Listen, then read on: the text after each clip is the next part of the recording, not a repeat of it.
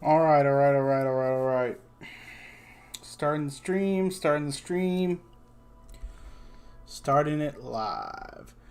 Hey, everybody. Samuel. Today we're going to be catching some Pokemon. I already beat the DLC, so we're just going to be focusing on catching these guys. All right. Allurantis. Okay. Let's toss a Pokeball at the gate. I got over 200 Pokeballs from the Pokeball guy from defeating the Elite Four. So, we'll see. That didn't work out too well. I think I'm going to switch over to Togekiss because I have Yawn on it.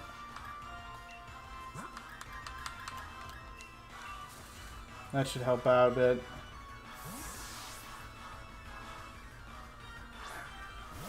Alright. There's our beautiful air conditioning. Always coming in at the beginning of the stream. Air conditioning. Thank you, Baltimore Gas and Electric. Alright. So I guess... I didn't see it, but I guess this thing's not affected by Yawn.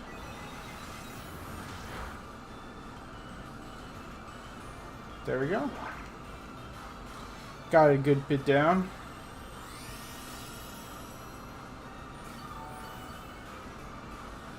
What the hell?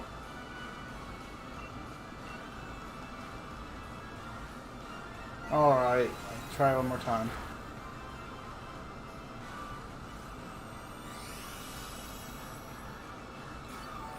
This looks like it's going to be a consistent theme. Try it one more time.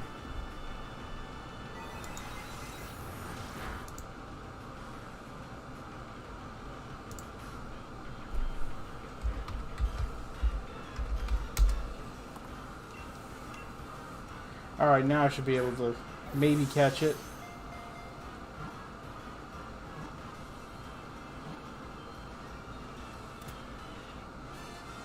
There we go.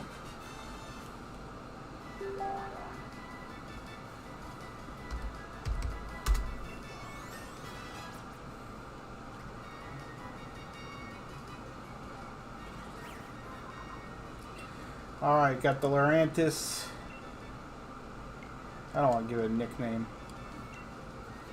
Send that to the box. Alright, let's see if I can find anything else I don't have. Do I have you? Let's see. I'm surprised Comfey is on this. I mean, Isle of Armor is based on the Isle of Man, not a tropical island. So there's no real reason for a lay. Well, I know when they put the flowers on you, you get laid. What the hell is it called? Damn it. I think it's still called lay. I don't know. Ignorant. But I don't understand why this particular Pokemon would be on the Isle of Armor. I guess they couldn't figure out how else. I mean, it's pretty obvious that the developers of this game are the same people who made Sun and Moon. And the purpose of, a lot of them are in love with these Pokemon. A lot of the designers and developers. Because they designed them. So they're more attached to the Alolan Pokemon. So that's why they're going to probably be more sympathetic to adding as many Alolan Pokemon as possible. And, yeah, so... I've heard from a lot of people that the people who designed Black and White upward are the main ones who focused on Sword and Shield. So, there's going to be a lot of bias towards Black and White, and Black and White, and Sun and Moon, and X and Y. So that's why we see a lot of those Pokemon in this game, as opposed to Johto or Hoenn or Sinnoh. There's a couple of them here, though.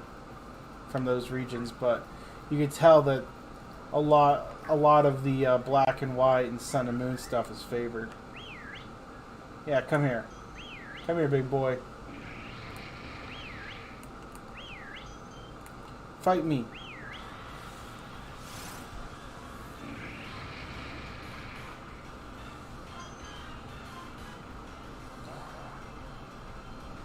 But we'll see.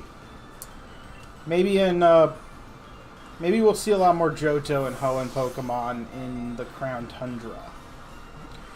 Because, come to think of it, there was a lot more ice Pokemon in Johto and Hoenn. Was there? I don't know. Maybe I'm just pulling shit out of my ass. Let me see. I'm thinking about it. Maybe. This was the first really powerful bug type in the game. Volcarona. Bug types are like notorious for being weak. So, oh, there's Psyduck. I need him.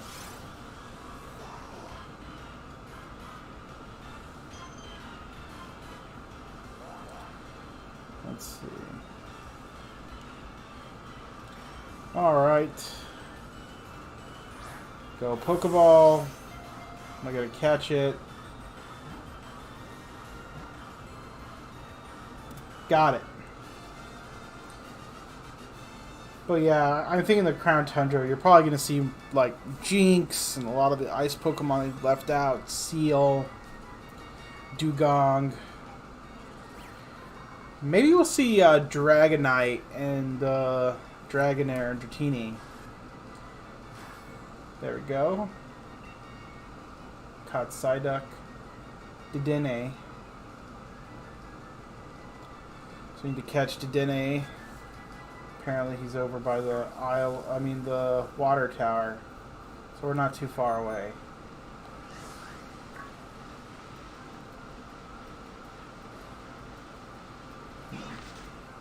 So this Honeycomb Island over here, or this island over here, seems to only have like Honeycomb and Vespiquen, or God, I'm pronouncing those names terribly.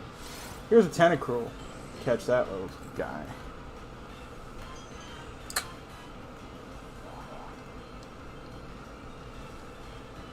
Tentacruel.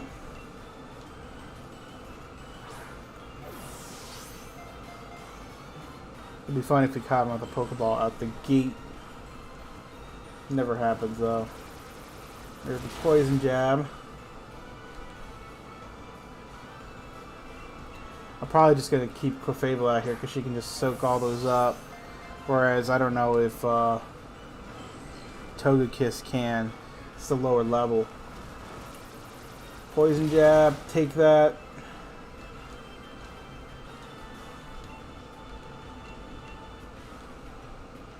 Throw a Pokeball again. Oh, come on. Surf. You know, I'm going to throw an Ultra Ball on it.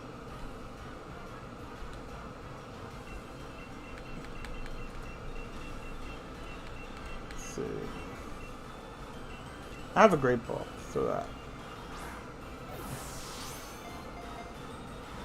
Nothing.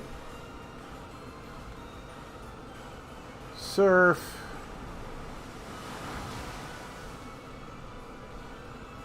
I'm glad it's using Surf instead of Poison Jab. I think I can only take like 4 or 5 more of those Poison Jabs.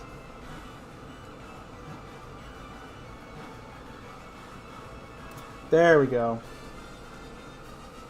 Tentacruel's caught. I always wonder why the Great Ball has like the attachments to it, but the Ultra Ball is like super smooth, just a different color. You would think that, like, I don't know the logic behind that. Whoa! I don't want to run into you, I already have you. There's Sharpedo.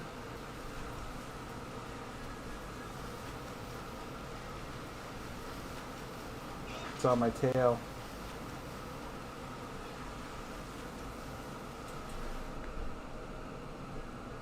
Okay. What's on here? 200. I wonder if you get mostly Vespa Queens or whatever on this island. I'm going to test that theory in a second. Do you make contact with Review Guru channel? I remember you guys used to argue about communism on your streams back in the day. I don't remain in constant contact with him. He moved on to Discord when a lot of us old YouTubers still stuck with Skype. And that's kind of when communications broke down a little bit because he just didn't use the platform we used anymore. And it basically ceased communication.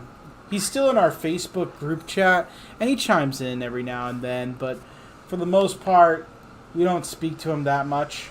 I did actually meet him in real life when I lived in Arizona. He works in television, and he does something in sports television specifically, and I was attending a Phoenix Suns game the same time he was, and we met at the Phoenix Suns arena. I actually posted the Talking Stick Arena, in case you're familiar. So we met at Talking Stick Arena during the Phoenix Suns versus New York Jets game. Not New York Jets, I'm sorry, New York Nets game. And it was a terrible game. Both of those teams are bad. And it looked like a high school basketball game. It was really, really bad. And we met there. And we watched the game together, so that was pretty fun. And we didn't spend too much time together because we were both there to watch the game as separate people. But I was able to go say hi to him. We talked for like about 10-20 minutes, and it was really cool meeting him in real life. And despite our political differences, we're still great friends. I think he's gone a little more centrist these days, and so have I. Obviously our political views have kind of softened with age and experience, but he's still a very good friend of mine, and I would love to chat with him again if I get a chance to, but he's a very busy guy, and so am I for the most part, so it's just hasn't worked out till we get to talk to each other as much as we used to. But he's a very good friend, and he's doing well. But the likeliness of him returning to YouTube is very small. He was already disillusioned with YouTube way before he quit. And when he finally decided to get the nerve to quit YouTube, he has already fallen out in love with the platform. But it is what it is. YouTube's definitely not for everyone. So this guy's bug flying. So a rock type would help. I haven't trained up any good rock types though. This guy. Does he have any good rock moves? Let's see. Yeah. He'll do the job actually. So, throw him in there. Don't invite. Yeah, it was really cool to meet him. I've met most of my closer YouTube friends in real life. I still need to meet Gore the Movie God and Neo GameSpark.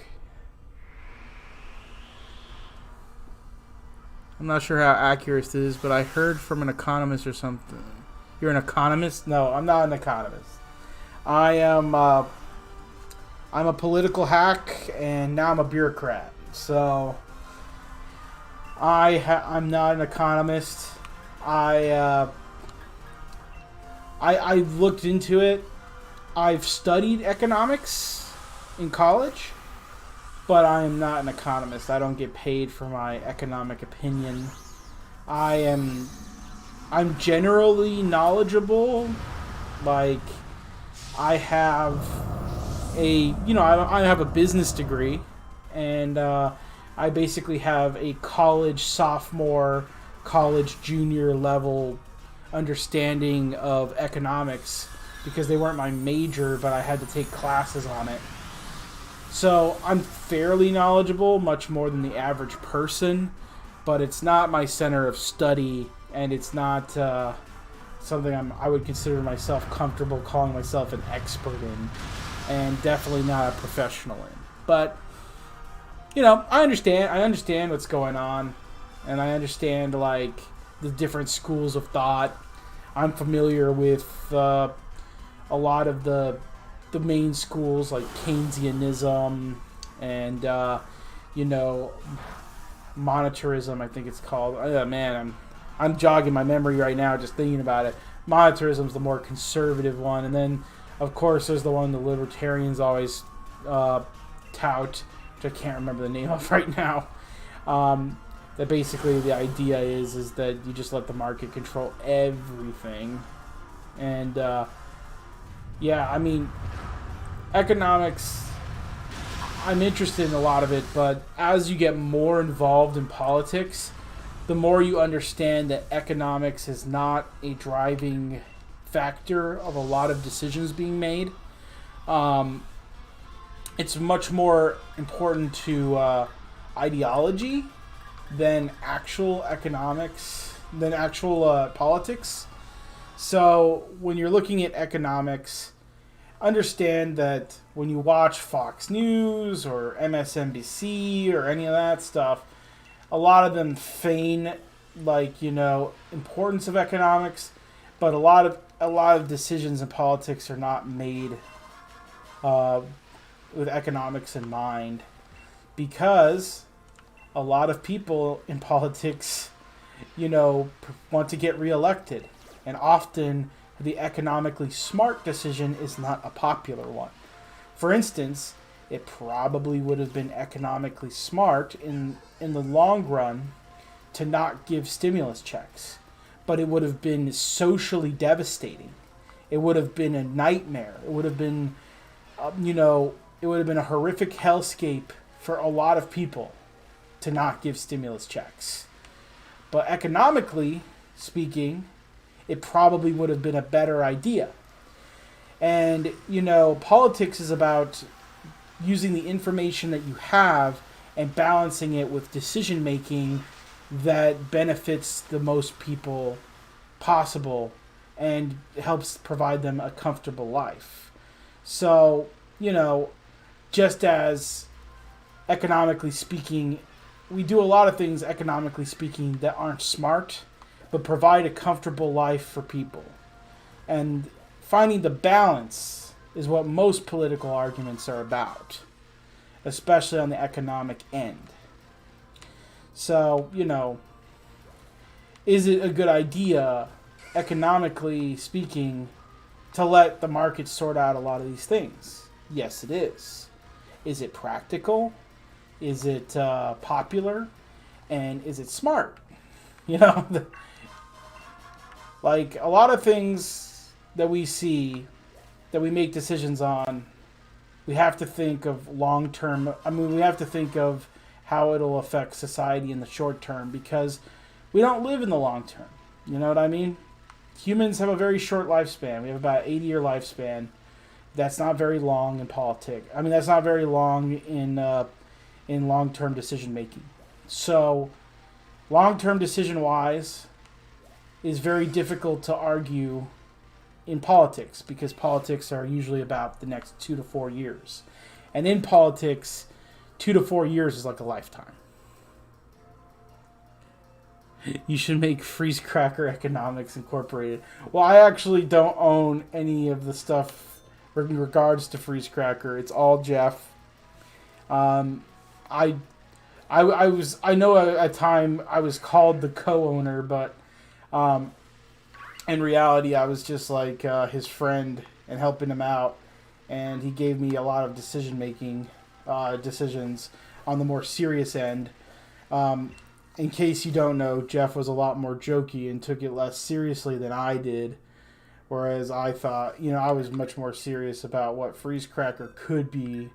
I kind of wanted it to be IGN, and he kind of wanted it to be Cinemassacre, and failed at both regards.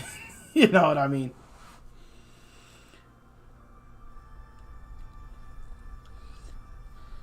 So, just trying to figure out a balance. When any project happens, you need to figure out what it is. And Freezecracker really never had a mission, which is part of the reason why it failed.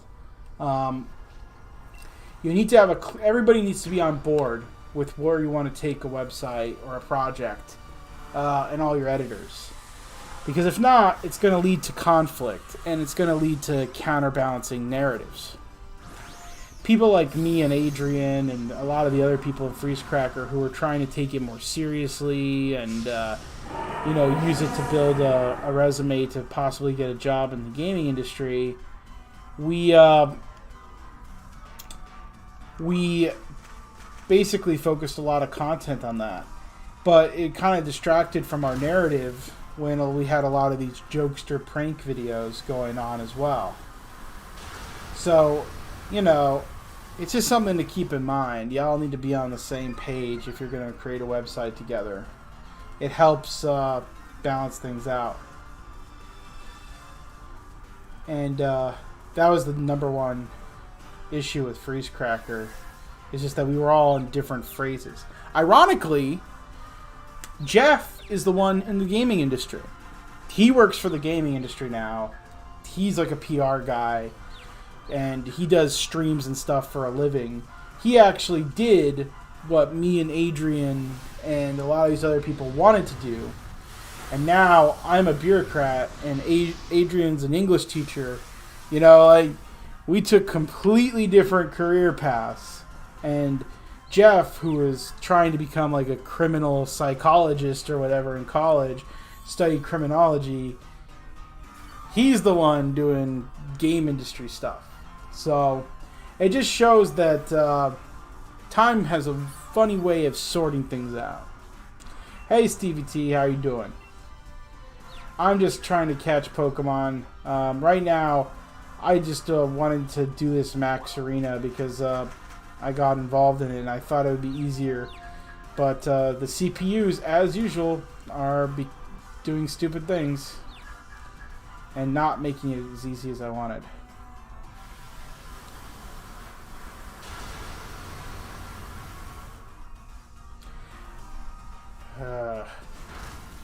I haven't actually gone online with the Isle of Armor. I wonder if it's as slow as buggy as the Wild World. Neat. My friend Adrian does coding and makes a game at the Mo. What's the Mo? I'm just not familiar with it. Oh, he's making a game at the moment. I see it. I'm dumb. I thought the Mo was like a whatchamacallit, a developer or something. I was like, I'm familiar with that one. Let's see. Round. Yeah, moment. Yeah, I figured it out as soon as I said it out loud. It's one of those things where you don't realize what something is until you think about it a little bit more.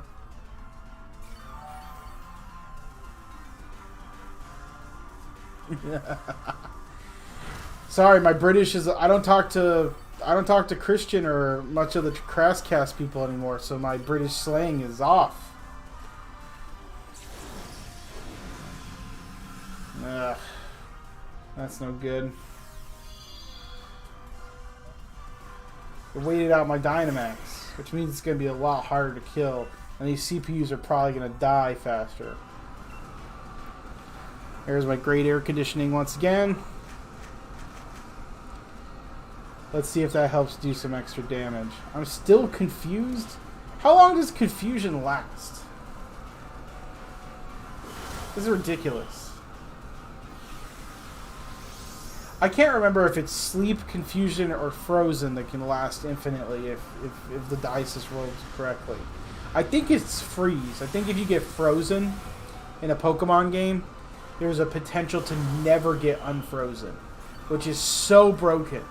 And it's been in there since Gen 1. Yeah, this thing's going to kick our ass. That's like the second feint. Just going after Jolteon. Oh, that's because this Togepi and Eevee are useless and don't do anything.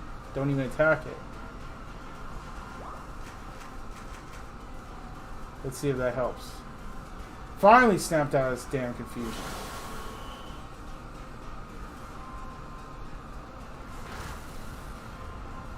Come on, Togepi. Hit it with something. Hit it with something. Thank you.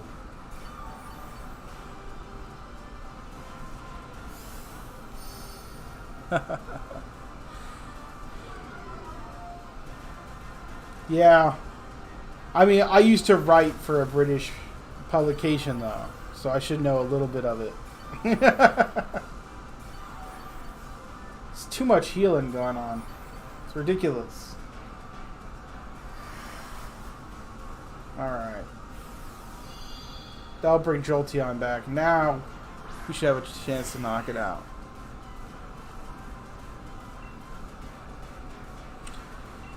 I think it's Frozen. I think Frozen's the one that has the chance of being just completely broken. And it's a ridiculous thing. There's still a lot of things broken in Pokemon. And Sword and Shield are some of the most unpolished Pokemon. I would say they're the most unpolished Pokemon games to ever be released. You know, for the lack of content that Sun and Moon had, they were very polished. But Sword and Shield are not polished at all. You can just tell that by like every decision they make. Like the fact that they couldn't account for the bike and they have to use Poppin for the Pokemon following you in this. See, look, just popped out, and then it'll probably pop behind me some point. Like, why wouldn't your Pokemon just go back in the ball while you're riding the bike? I don't know. A lot of weird decisions they made. Ugh. Please let me run away from this stupid thing.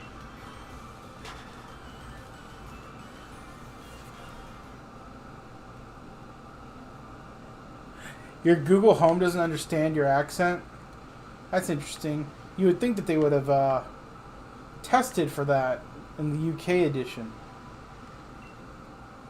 Let's see.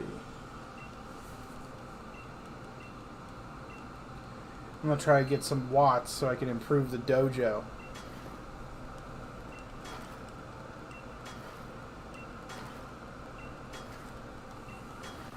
Let's see.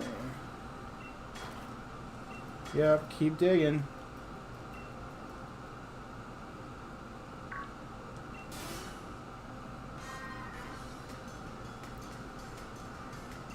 Yeah, I know that stuff can be difficult for people who have stutters.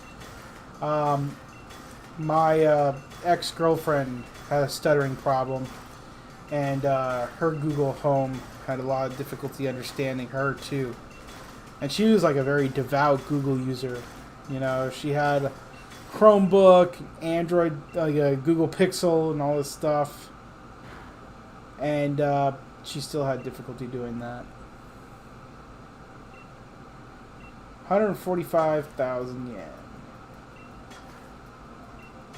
Keep digging.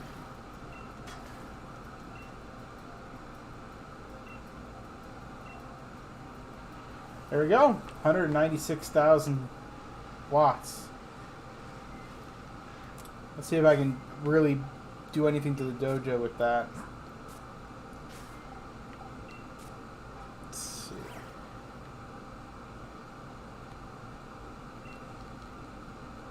Yeah, people often don't think of stuttering as a disability, but a lot of people struggle with it. Let's see. Here to share some watts. 100K.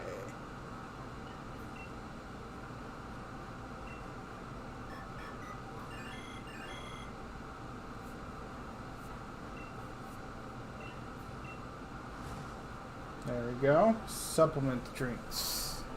Protein and iron.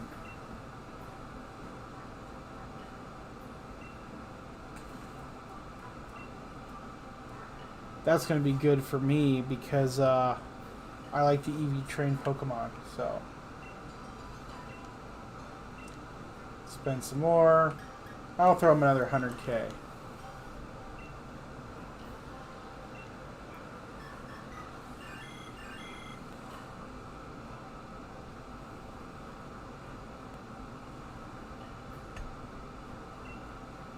Oh no.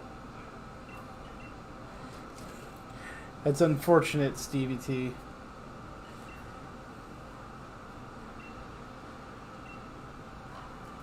Alright. I'll have to get more watts later. I don't have enough iron ores to do it again. I want to see what will happen if I combine some of those honeys that I won from that island.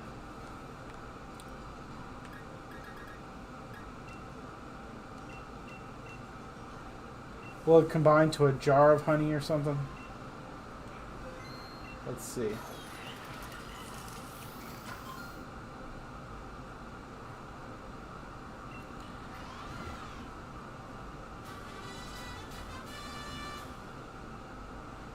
Oh, EV training is different than experience share.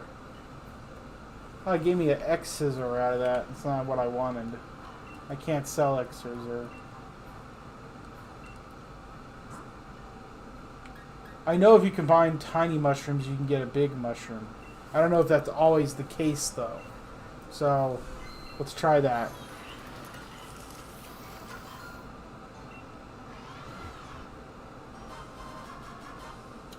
So, yeah, so certain items, depending on what they are, always combine to the same things. That's good information to know. Is he playing Switch? Yeah, look at that. He's playing Pokemon. That's a fun little Easter egg.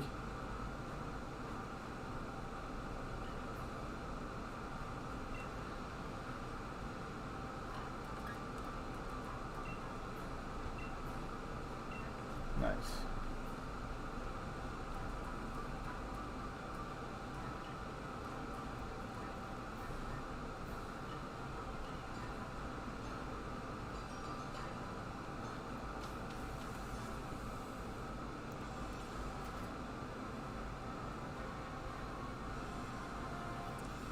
Yeah, I mean, honestly, the best way to play Pokemon is to get as much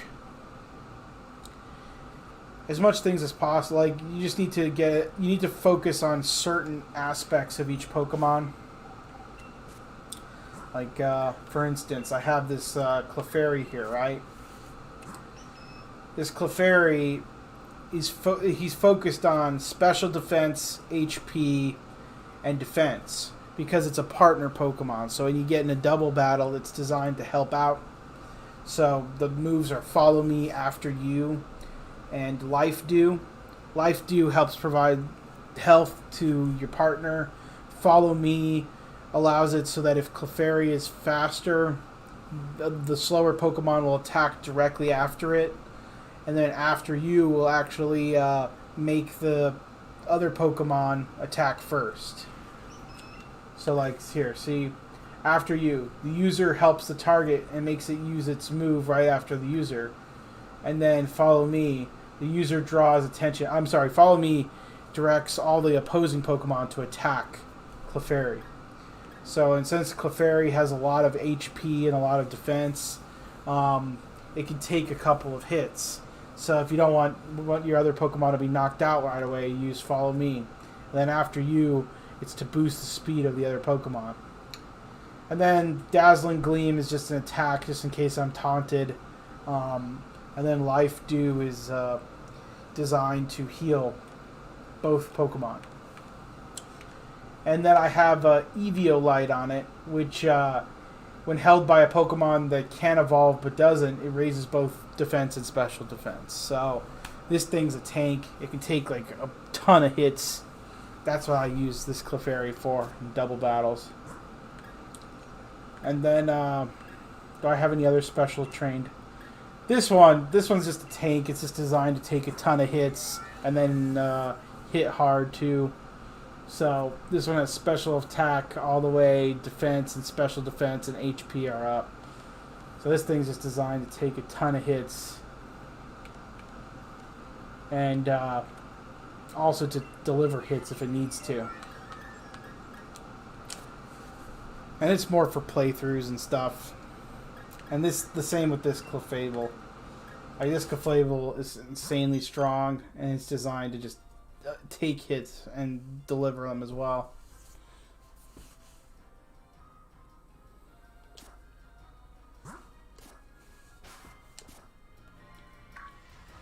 Let's see.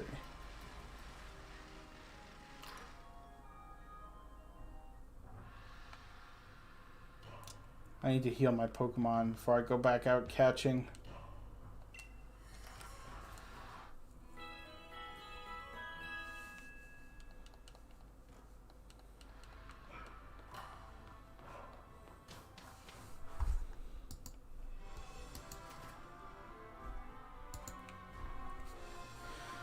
But yeah,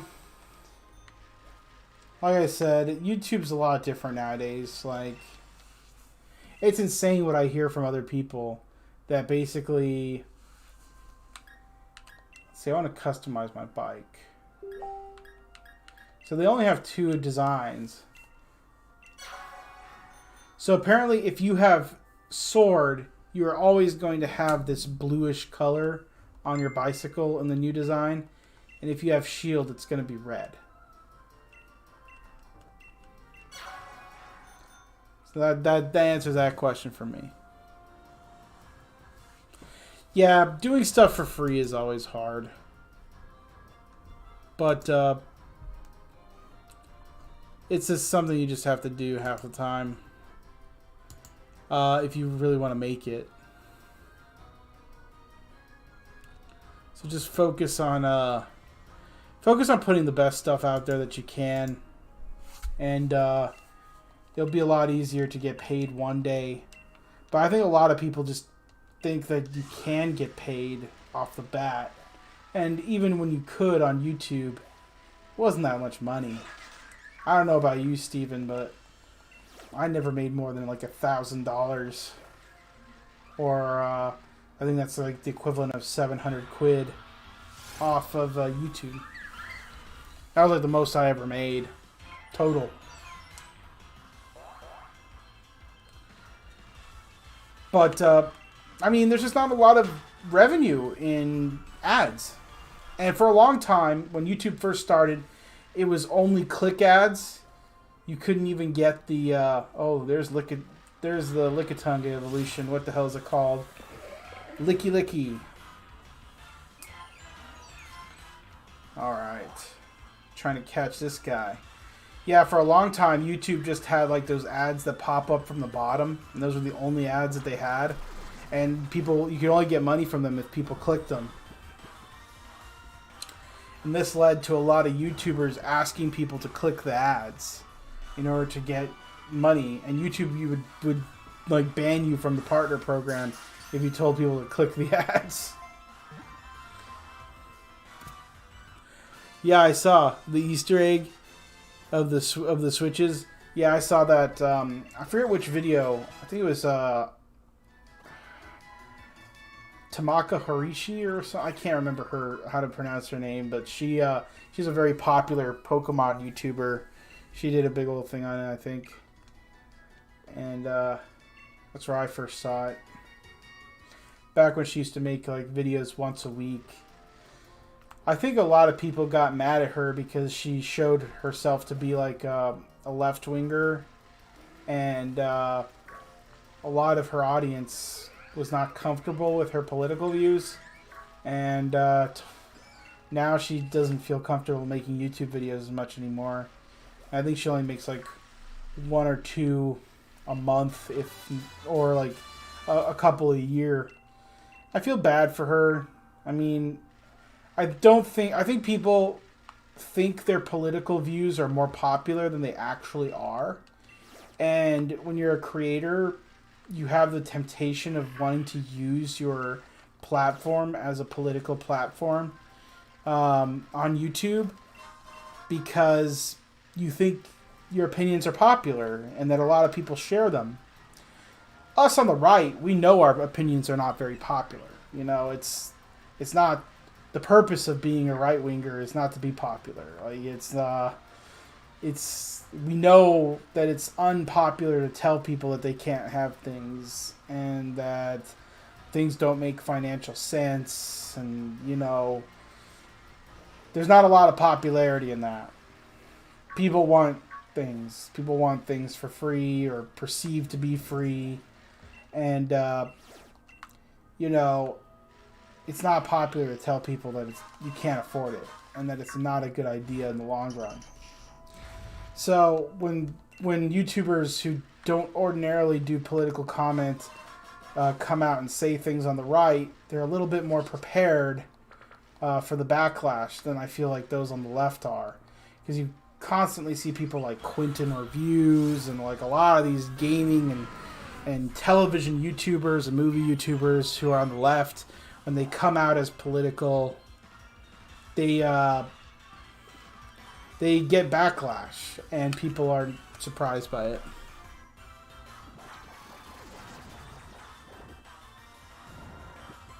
Yeah, I can understand getting burnt out by YouTube. I mean, I got burned out by YouTube too. It's just it's hard making videos. Like, people think it's easy, and to a certain extent, you know, it's not digging ditches, but it is it's physically exhausting to put like, you know, 4 or 5 hours into something and it getting like only like 100 views or something like that. You know what I mean? And no comments. You know, like, I basically restarted on YouTube here during this coronavirus stuff, and almost none of my audience really exists anymore. And YouTube is not pushing my content out to all the people who subscribe to me. And it's frustrating. It's really frustrating. Like, you put your effort and time into making free content for this website that does nothing for you, won't even pay me anymore because I don't get enough views. But I can't get enough views because they won't push my content. If all 6,000 something of my subscribers got my content, with as much videos as I've been making lately, I can guarantee you I can hit the 4,000 views or whatever that they want to get monetization.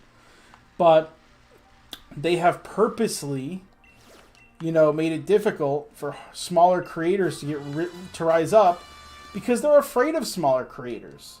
They are afraid of smaller creators because smaller creators are more likely to say things that are controversial, that may, you know, they don't have control over them.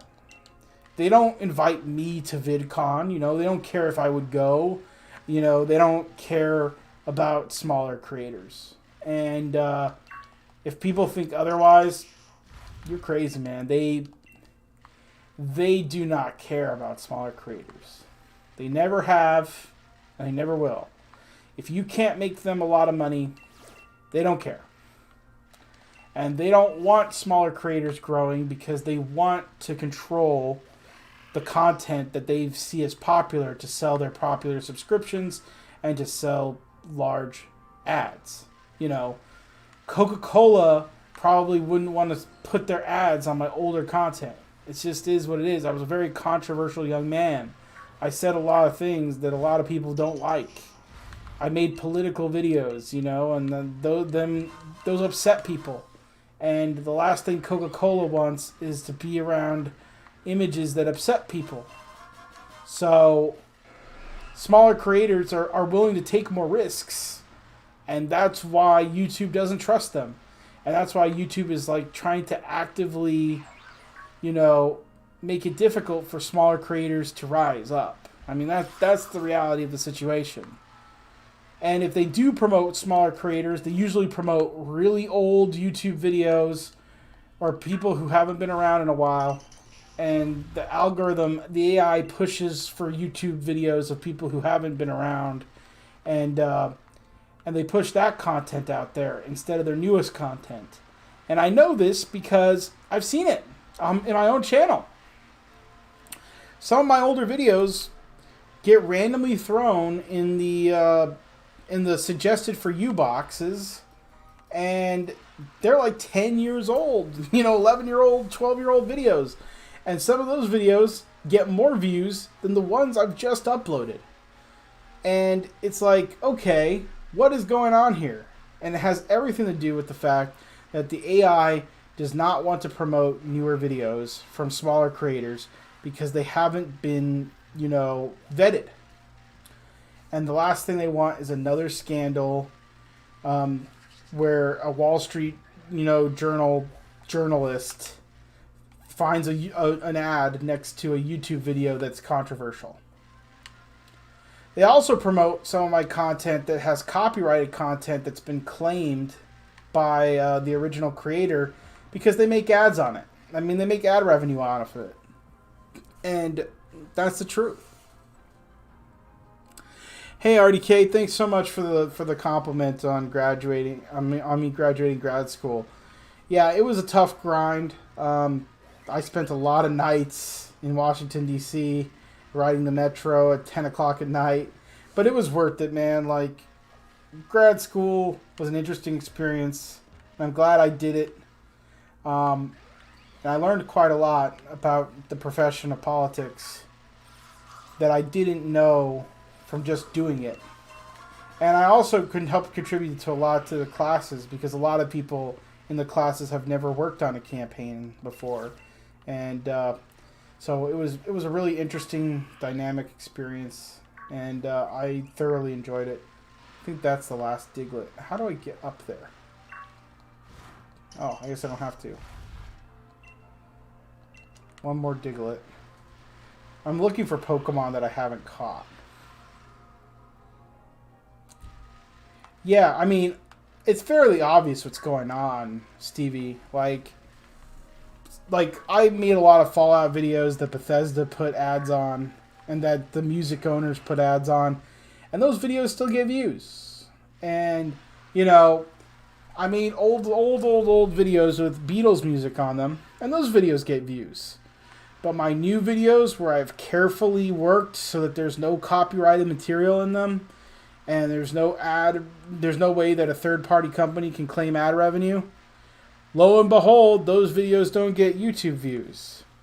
So YouTube's algorithm is looking for older videos from small creators that have AdSense, so that if they do promote so that they can say they promote smaller creators, but they can also do it in a way where it makes them money, and they don't have to promote their newer content. So these smaller creators don't rise up. They just, they just sit in limbo there. Like, I still can't hit the 4,000 views a month.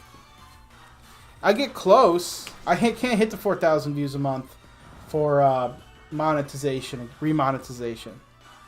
And it seems like it's purposely done. It almost seems like the algorithm is purposely, selectively not promoting my content so that I don't hit that number. Because I always don't hit it by like a couple hundred views. And a lot of the views, like I said, are on my older content with ads on them. And my newer content just doesn't get promoted. The 6,000 some people that subscribe to me, they don't get my YouTube videos. So maybe it's a conspiracy theory I'm promoting here, but it's something that I've seen and I've experienced, and I've looked at the numbers, and that's what it seems to be.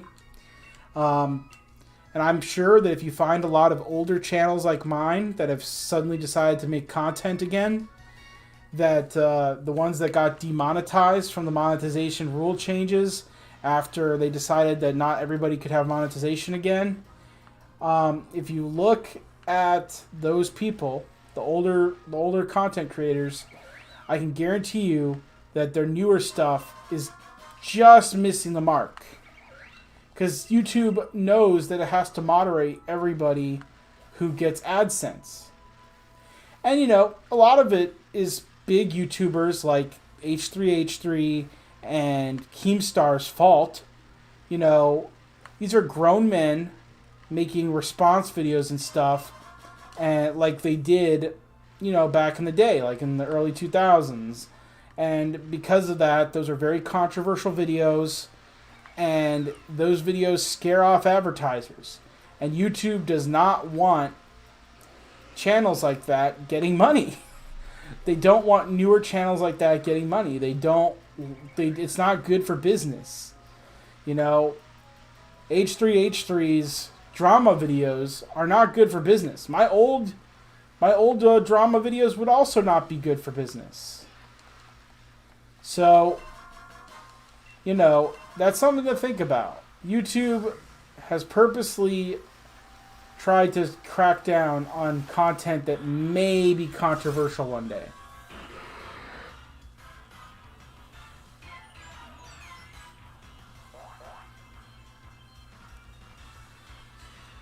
Yeah, drama's never worth it, to be honest. Like, a lot of it was performative. Most old school drama, and I've talked about this before, was like WWE. We both knew that we were full of crap, and we knew each other. A lot of us even talked behind the scenes about how funny it was to make drama. A lot of it's fake. It's not real drama. And the fact is that drama works out for everybody.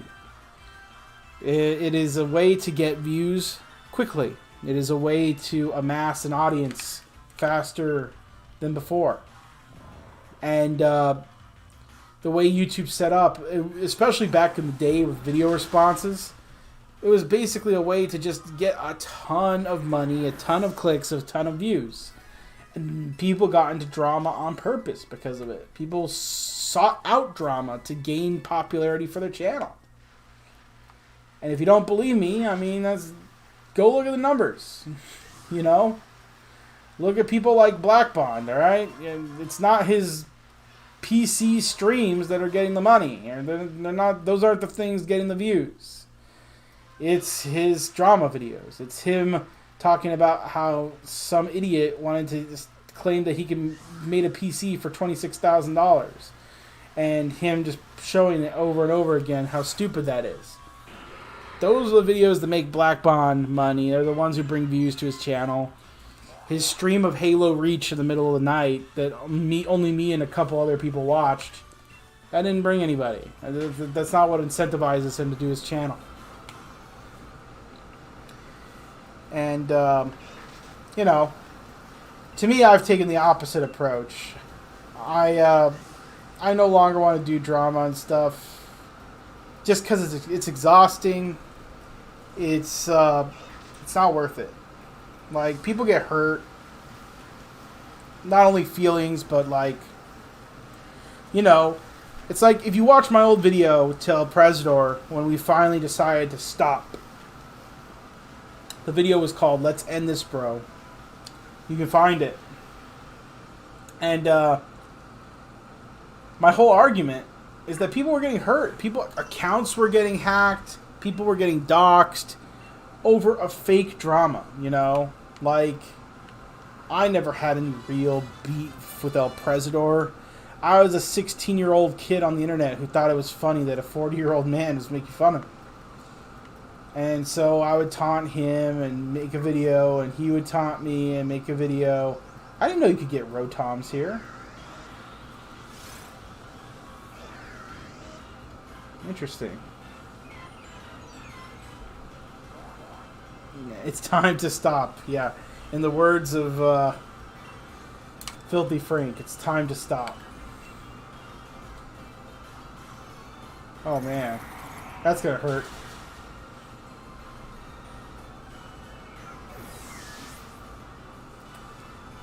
Alright. I already have Rotom, but I don't have a Rotom Ice, so I'm going to catch it.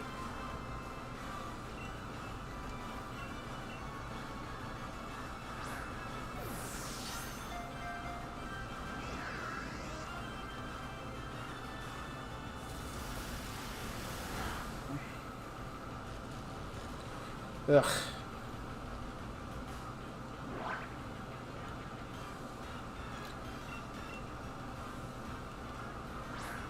But yeah, I mean, a lot of YouTube drama's fake. I hope people know that now. I'm sure H3 and Keemstar, they're probably not friendly behind the scenes, but this is all a ploy to make money, especially for Keemstar. The dude thrives off of money being made from drama. And he's going to keep... And he's found out that H3 is going to continue making these videos. And, like, he's going to continue making these, you know... If he doesn't make the videos, he's going to make podcasts. And that's going to drive more and more interest, more and more content to Keemstar's channel and his Twitter. And that's what's happening, is that people who ordinarily would not be exposed to Keemstar are getting more... They're getting more and more coverage. They're getting more and more attention. And people are tuning in to see what happens next.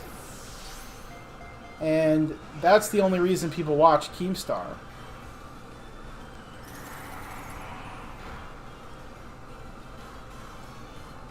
And, you know, honestly, they've both done some things in the past that aren't that great. I side more with H3 than Keemstar. I'll make that clear. But I think this thing's ridiculous. I think Ethan is doing himself a disfavor by continuing it, and to continue mentioning him on the podcast. He says that he's doing it because leaving these things going unanswered is hurting him. But honestly, it's not. And everyone knows it's not. Like, Keemstar is bringing more attention, more views, and more things to your channel.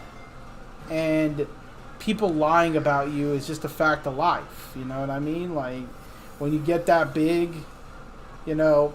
People lie about you all the time, man. Like, people lied about me all the time. People lie about me in politics. Like, there were people who said in Arizona, who said that I was like a secret CIA agent, and that I worked for the military-industrial complex. And it's like, man, I wish I did. I would have had a lot more money than working in politics. Like, you know... I had people tell me in D.C. that I was a D.C. insider and that I had all these connections and stuff. Like in Arizona, people were just spreading these things around, and I was like, I'm a broke, unemployed grad student. At the time, that's what I was. I mean, I'm flattered people thought I had that much power. My God, this thing is just soaking up every damn Pokeball. I'm going to try a timer ball on it.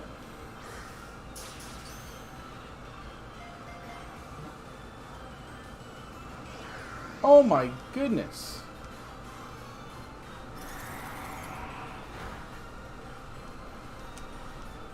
It just ate up all of those balls, man. Yeah. Yeah, RDK. I think that's you, Ruben, isn't it? Ruben, yeah, Ruben. I'm a CIA agent. I'm deep state. Okay, I'm a deep state operative who came into Arizona to win the election for John McCain because I benefit from his war contracts or something. Finally caught that little thing. Jesus. Hi, FBI. Yeah, the FBI.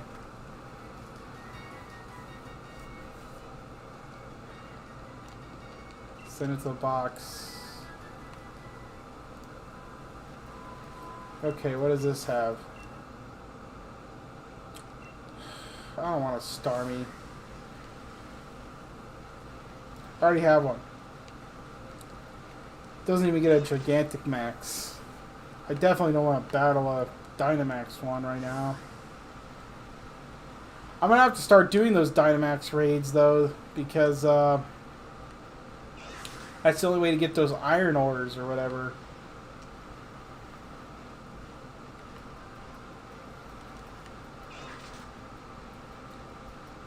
Gyarados. Oh yeah, I mean, conspiracy theories. I think when people feel like they're losing and they feel like they have a popular opinion, and they can't explain why they're losing, they invent conspiracy theories to add a worldview that explains that.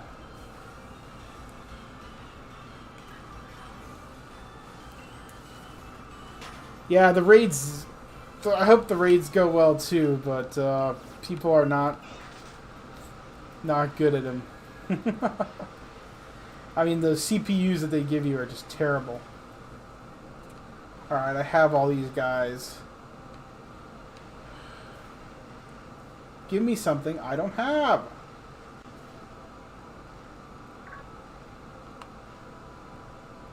I have you. Have you. Alakazam! I hope this thing doesn't have teleport.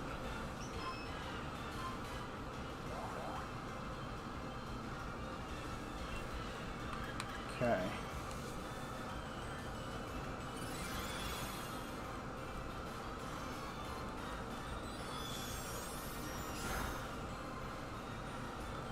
I might hit it with another Dazzling Gleam and then I might try to catch it. This is dangerous, a Calm Mind Alakazam. At least we know 2 of its moves, so I don't think it has teleport. Okay, we've hit it enough. Let's throw some Pokeballs at it.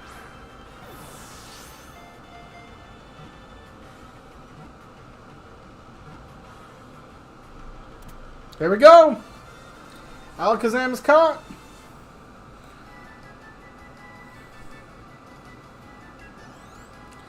Yeah. Well, I know that people are trying to do that Zamarama or whatever raids. Is Sword and Shield set in an expanded Kanto? No, it's set in the Galar region, which is based off the UK. And the Isle of Armor DLC is based off the Isle of Man. And I think that the Crown Tundra, which is the next DLC, is going to be set off Scotland. It'll be interesting if there will be a Northern Ireland DLC. So, I doubt it, but we'll see. But yeah, the entire this game is based off of the UK. Kanto is based off the Kanto prefecture in Japan.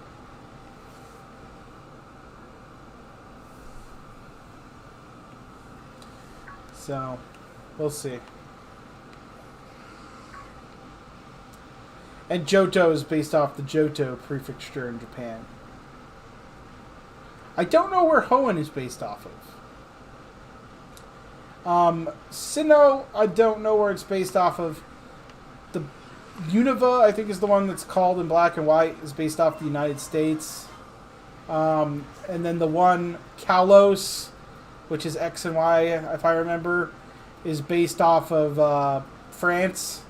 And then Sun and Moon is Alola, and that's based off of Hawaii.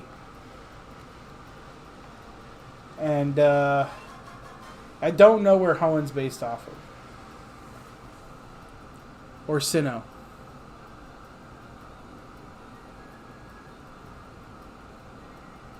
Yeah, so Sun and Moon was the game before this one. So you're not too far out. Sun and Moon's based off of Hawaii. Okay, I think that's all of them in the cave. Yep.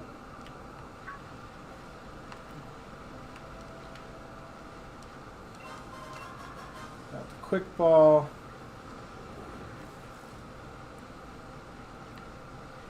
I don't see any I don't have.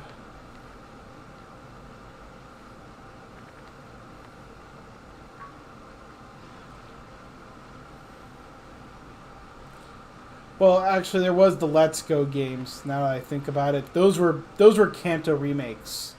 So, if you're looking for a Kanto game, the Let's Go games are Kanto remakes. They have some weird things about them, though. You have to use the Joy-Con controllers, and you have to catch Pokemon like the same way you do in Pokemon Go. So they have some weird quirks about them. They're not really mainline Pokemon games in the same way, but you can transfer the Pokemon from Let's Go to other games. Oh man, I don't want to battle this stupid thing. It's kind of insane, Ruben. You can actually transfer a Pokemon from Ruby and Sapphire all the way to Sword and Shield, if you have enough equipment and time.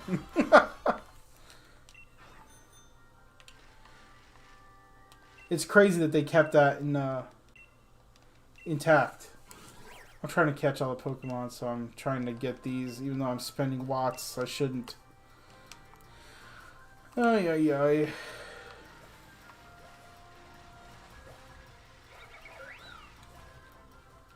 Alright, I'm gonna fly to that the Dark Tower or whatever. How does that work?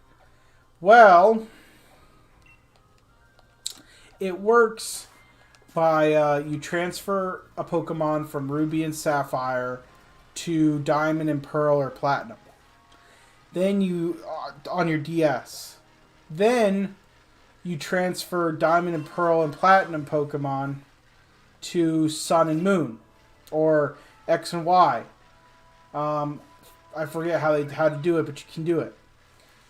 Then you transfer those Pokemon to Pokemon Bank, which is a service you pay $5 a year for or some crap to have your Pokemon in it from the 3DS games. Then you transfer Pokemon from Pokemon Bank to Pokemon Home, which is a service on Switch that you pay money for to store your Pokemon. And then you transfer them to Sword and Shield. And that's how you get Pokemon from Ruby and Sapphire to Sword and Shield. So, it's quite an involved process. I wonder if Ruby and Sapphire, the originals, are going to come to Virtual Console on Switch. That's what I want to know. And if so, will they be compatible with Pokemon Home? I'm sure they will be. Because in case you don't know, Ruben, Pokemon Gold, Silver, Red, and Blue were released on the 3DS as Virtual Console games. Oh, I don't have the Galarian, extra Galarian Meowth. Oh, Poliwrath. There you are. So yeah, they were released on the Virtual Console on 3DS, and now you could transfer Pokemon from those games. So the first time ever that Gen 1 Pokemon can be transferred into the new games. So yeah. Which is pretty cool. Oh, I didn't know that would be super effective. Good thing it didn't feint him.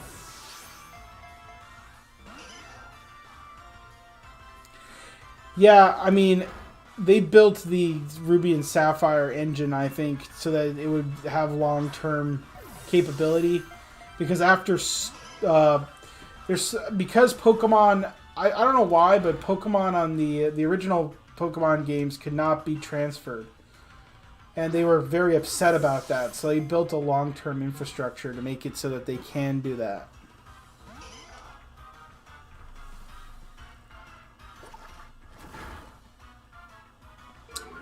But you can transfer Pokemon from every Pokemon game, into Sword and Shield, where you can catch Pokemon, except for the original cartridge versions of Red, Blue, Silver, Gold, and Crystal.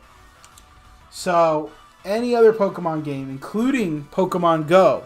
So if you capture Pokemon in Pokemon Go, you can transfer those Pokemon to Pokemon Home, and then transfer those Pokemon to your Sword and Shield games. So, Sword and Shield and the Sun and Moon games. The Sun and Moon games technically have the most Pokemon in them, because Sword and Shield can't get every Pokemon. They limited the amount of Pokemon in the game, so they don't have every single Pokemon in them. But Sun and Moon and Ultra Sun and Moon, technically Ultra Sun and Moon, Ultra Sun and Moon have the most Pokemon in any game.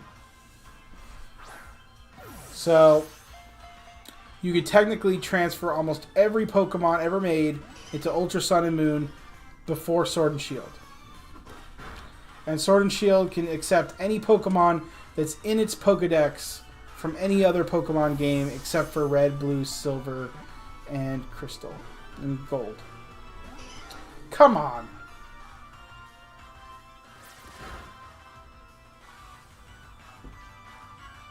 I'm not using Ultra Ball. It's ridiculous.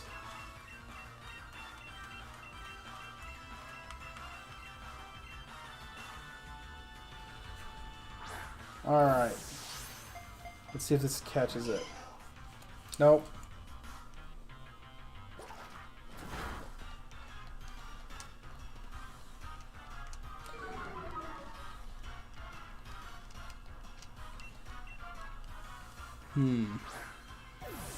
Come on, come on. Here we go. There we go. Hey, Opal Jones. How you doing? I'm just chilling out. Sunday, trying to catch all the Pokemon in the Isle of Armor Pokedex. And it's not going as too hot. So, we'll see. Are you and have I caught you? I don't think I have, Wishmer. I'm doing good. You know, I'm still not back at work, so I still haven't been at work since March. So, still working from home. Oh damn! I didn't think that would knock it out. I'm gonna have to find that one later. So, yeah, I'm just chilling and procrastinating on doing things that I need to do, like laundry and other things that are probably important. Okay, hopefully this Loudred will not get knocked out with a single dazzling gleam like that one did. I'm gonna throw an Ultra Ball right away, just in case. Maybe you could trade. Do you have Shield? Because I do not have Shield, and I'm going to need the Shield exclusive Pokemon. Alright, caught Loudred.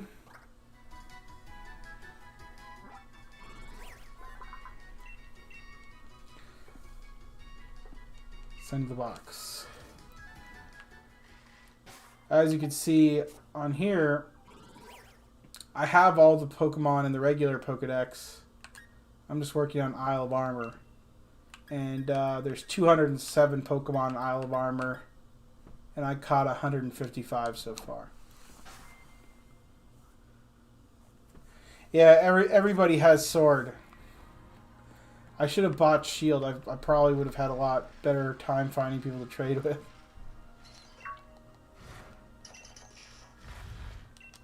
Diglett.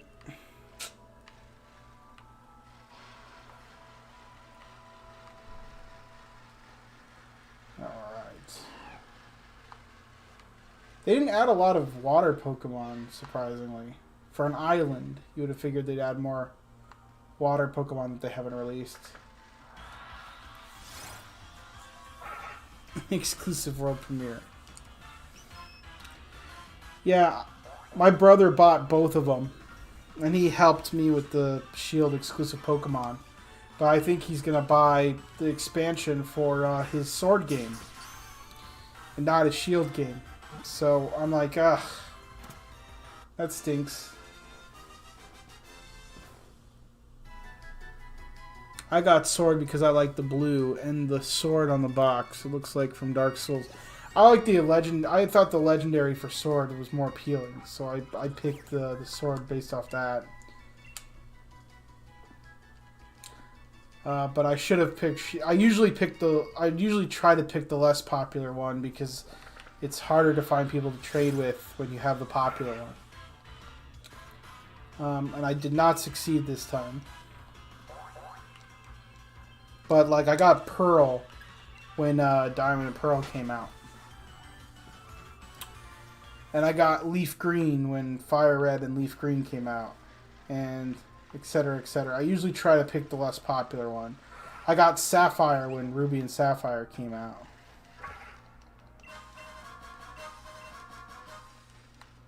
What's this?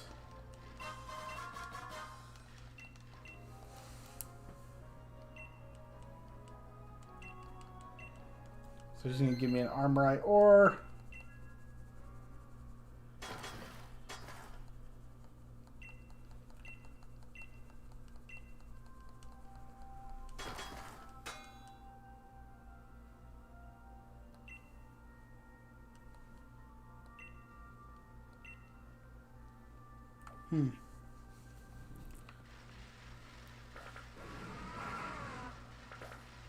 Let's see.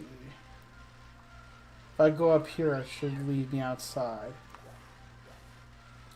But yeah, the Isle of Armor DLC is a much better wild world than the actual wild world. I mean, wild area is.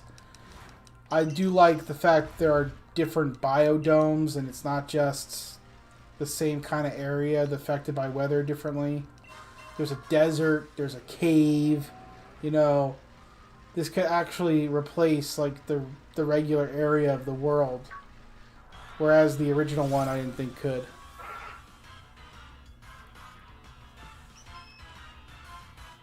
You're overpowered? What do you mean by you're overpowered, Opal? Like your Pokemon are too strong?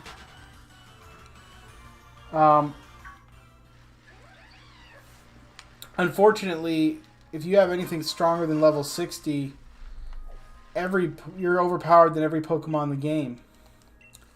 Level 60 is the highest you can really find in the wild. That showed me a Pokedex entry I already have. That's mean.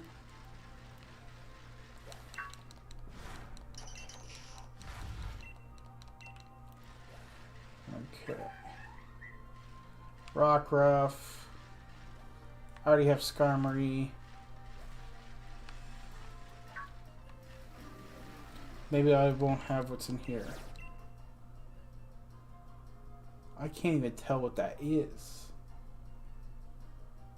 Dark and Fighting. Oh, I have that.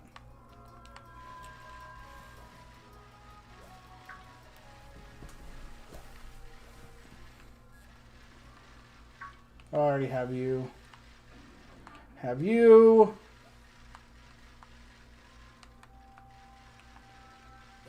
Come on, show me some Pokemon I don't have.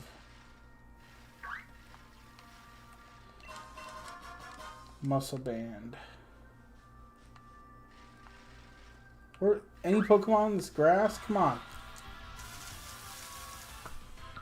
Oh, it's all these little guys. That's why I can't see them.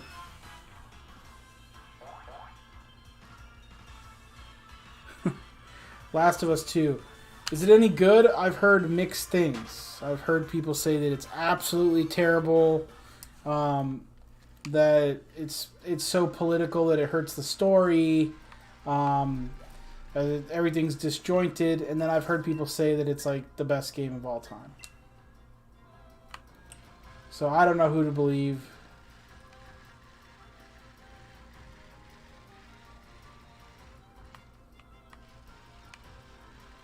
Let's see.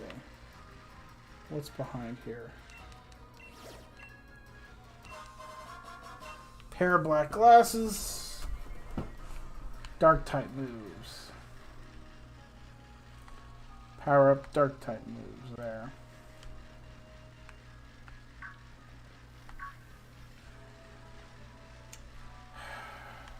I have a feeling that they've played a lot more with the dependent on the day you get different Pokemon aspect of the wild world. So I probably can't even catch any more today. That doesn't mean I can't evolve anymore, though. So let's do that. There's a lot of middle stage Pokemon I need to evolve. Let's see.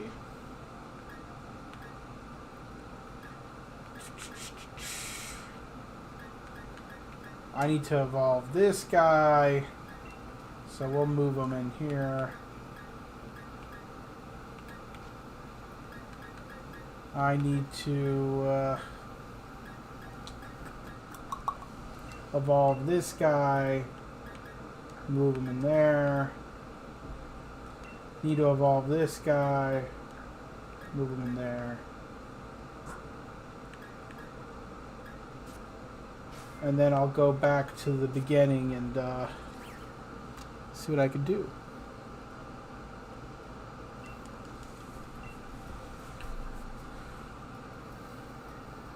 Hardcore The Last of Us fans seem to over-exaggerate a lot. Don't get me wrong, the first one was great, but the best game of all time, I have my reservations about. Yeah, it seems to me that, I don't know, I always think a lot of the PlayStation exclusives are kind of overrated. I think a lot of people, because they're exclusive games, feel the need to pump up how good they are. Like, Uncharted 2 is talked about as one of the best games of all time. It was a really, really, really fun game. But the multiplayer kind of sucked. And I saw people that were like, oh, Uncharted 2's multiplayer was on par with Gears of War. And I'm like, not really, man. You're crazy if you think that. Like, it's okay, but it does the job. But honestly, would you have played that over Call of Duty? So Azumarill are here. Okay.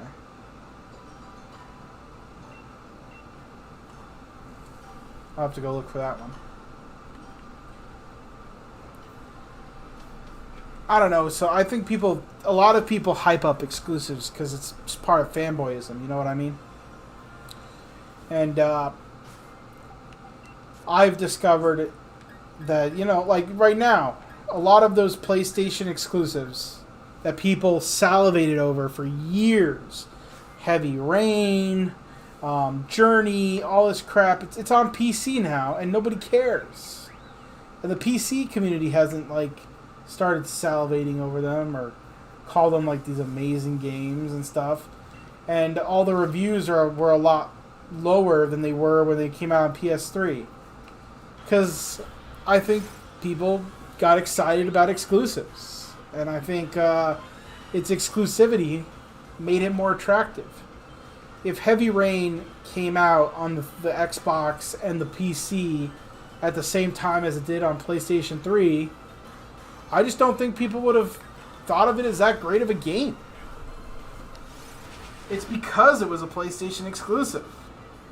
That's why people played it. That's why people liked it. Its exclusivity added to its allure.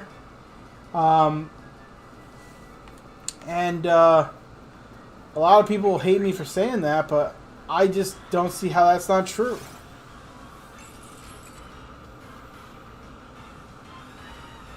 Yeah, exactly. Sony is really good at promoting games. They're very, very good at promoting games. Especially ones that choose to be exclusive to them. Like No Man's Sky, when that was going to be a PS4 exclusive, right? Part of the reason why it got in trouble is because Sony hyped the hell out of it. And there was no evidence that it was going to be that good. So Sony is very good at marketing. And that's why a lot of these games got as much hype as they did, was because of the marketing. And I think I like Journey, okay? Like Journey is like a 3-hour game where you just walk. It's a walking simulator, you know what I mean? It was one of the first walking simulators. And people loved it, man. I remember people talking about it being the best $10 game of all time, or $15, $20 game, whatever the hell it was at the time. And in reality, it wasn't that great. And now it's on PC. So if you really want to see how great Journey was, you know, it's on PC now. And people don't care.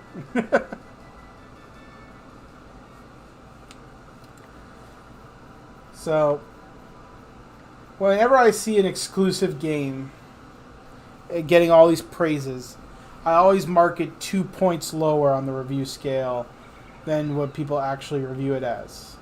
Because when it's exclusive, people are going to hype it up. The only people who don't get that same kind of review bump is Nintendo. For some reason, a lot of Nintendo games, they get actually treated harshly, depending on if they're not like the favorites. You know what I mean? Like Pokemon does get a review bump. The mainline Mario games do get a review bump.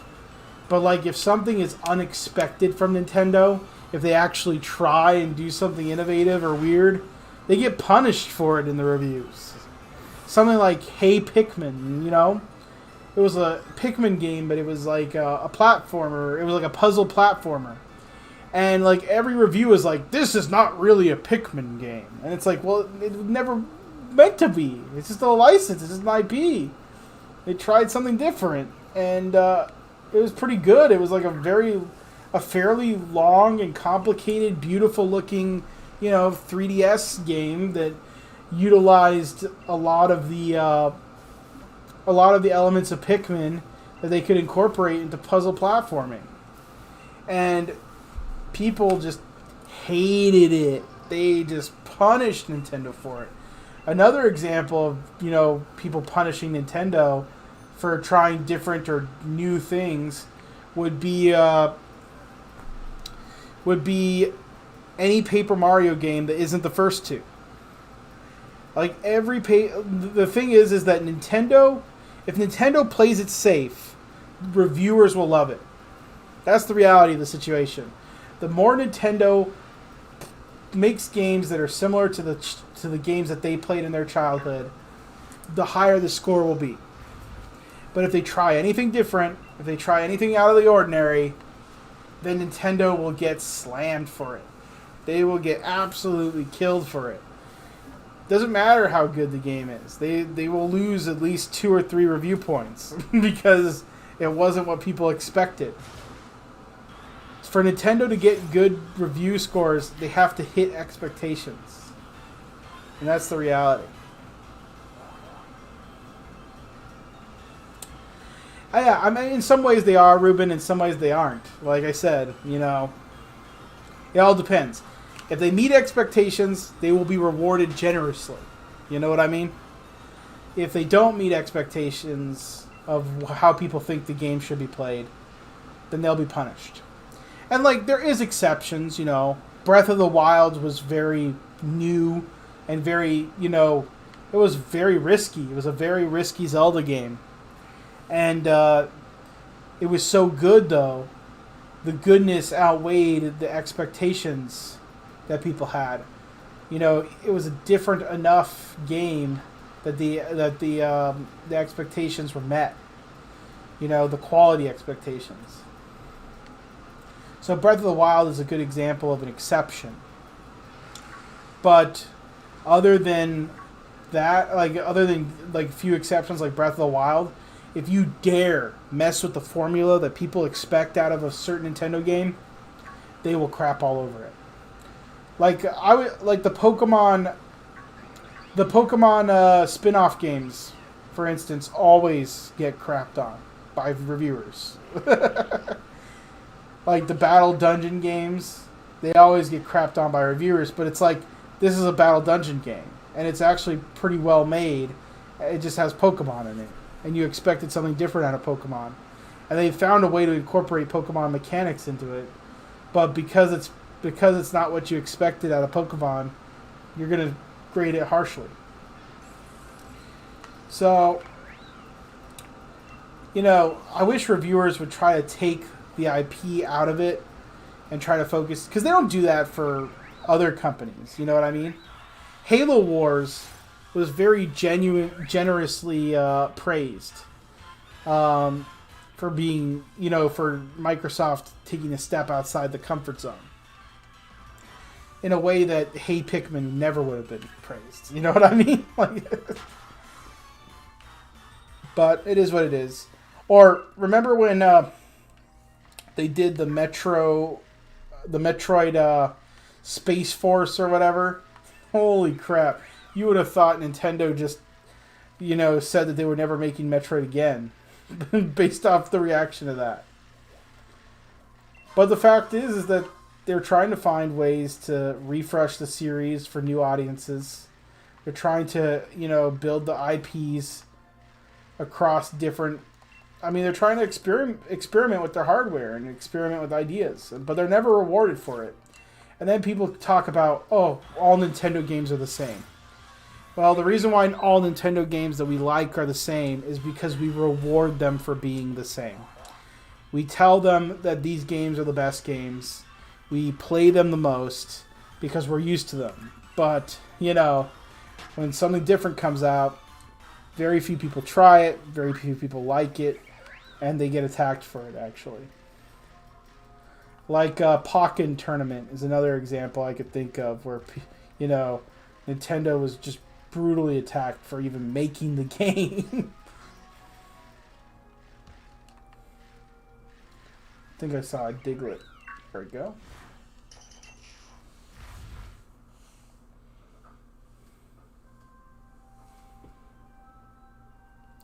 Yeah, that's why you got your Labos and all that cheap. Yeah. Yeah. And, regular Nintendo games never go down in price because people continue to buy them all the time. Fancy Apple. Alright, alright. I need to battle things. What am I doing? Trying to evolve Pokemon. Well, I do have a bunch of EXP shares.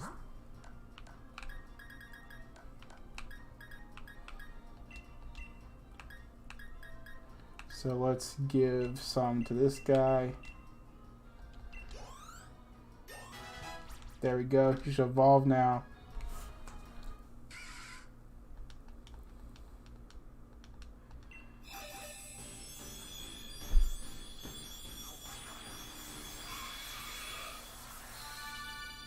Yeah, I miss the straightforward reviewers too. I wish people would be just more honest with their reviews. And quit trying to be like objective.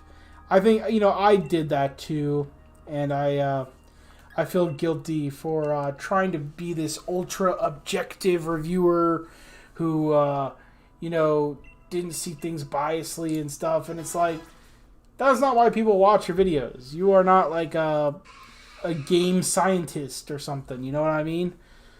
Give us your thoughts on the game. Did you like it? Did you not? There are some games that I personally enjoyed that I rated lower, that I played way more of than games I played that gave very high scores. And I think I think people watched me to get my opinion of the game.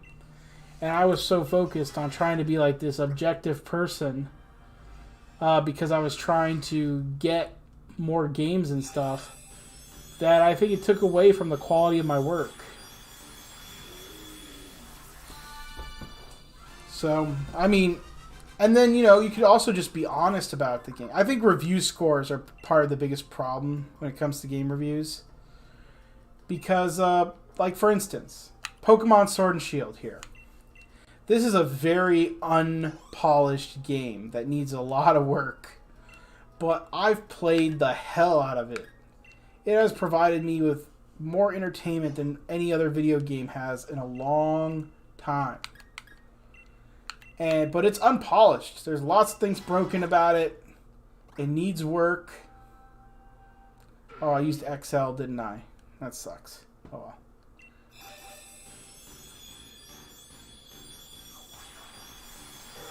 There we go.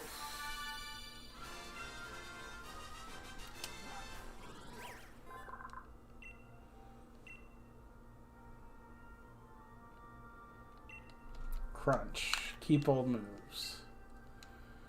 So I only get one of those special Bulbasaurs, so I'm going to breed another one real quick.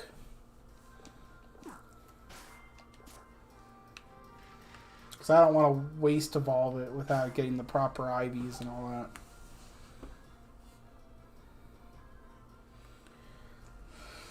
Yeah, I mean, there are games that are objectively good that I just don't like, but I gave good scores because I knew that they were good games. And I feel like more people would have enjoyed me speaking honestly about them. And that's one of my regrets back in the day for not being, speaking of the game, of what I thought about the game. You know what I mean?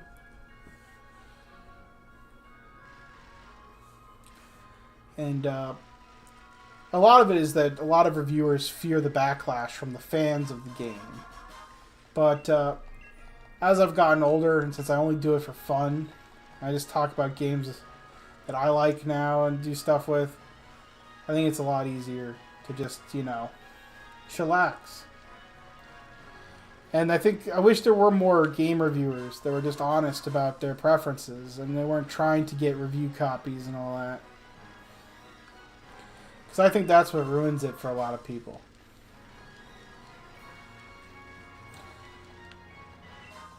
Like, objectively, this is the worst Pokemon game. Okay? It's so broken. Aspects of it suck. But it also has added a lot of quality of life features that if you play Pokemon regularly, you'll love. Like, if you're a regular Pokemon player, if you don't just play it for the story, if you're not expecting high-quality animations or anything like that, it's an objectively, it's a better experience for Pokemon players. But if you go into it expecting a high quality story, that's long, that, is polished and all that, this is probably the worst Pokemon game. There's that Bulbasaur. So I'm going to breed it and hatch the egg. Sure, take the egg. What Pokemon did I leave here? I don't even remember. Send it to the box. Okay, take a Pokemon back. Oh, I had a Ludicolo here. Take the Ludicolo. Send it to the box. Yeah, reviews are just hard. Like, you have to spend a lot of time thinking about them because you don't want to forget anything about a game. Like, for instance, I've tried to make a review for Pokemon Sword and Shield, but, like, the main story of the game is such a blur to me now, and I played it over a month ago. But it's not why I play Pokemon, but it's why a lot of people do play Pokemon, and it's an important aspect of the game. Did I take fucking Ditto back? God damn it. I just wasted 500 for nothing.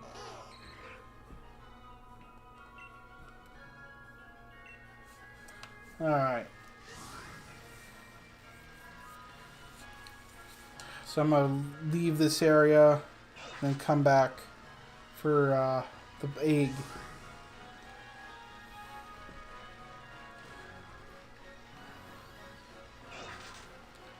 Alright, and now the egg should be done.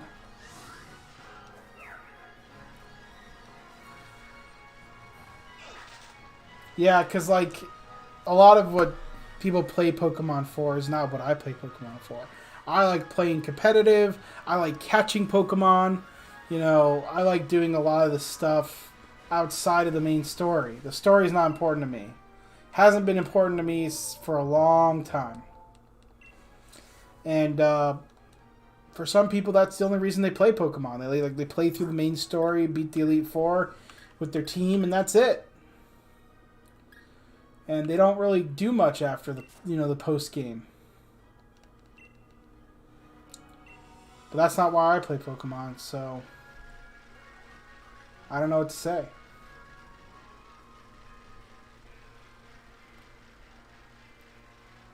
Okay.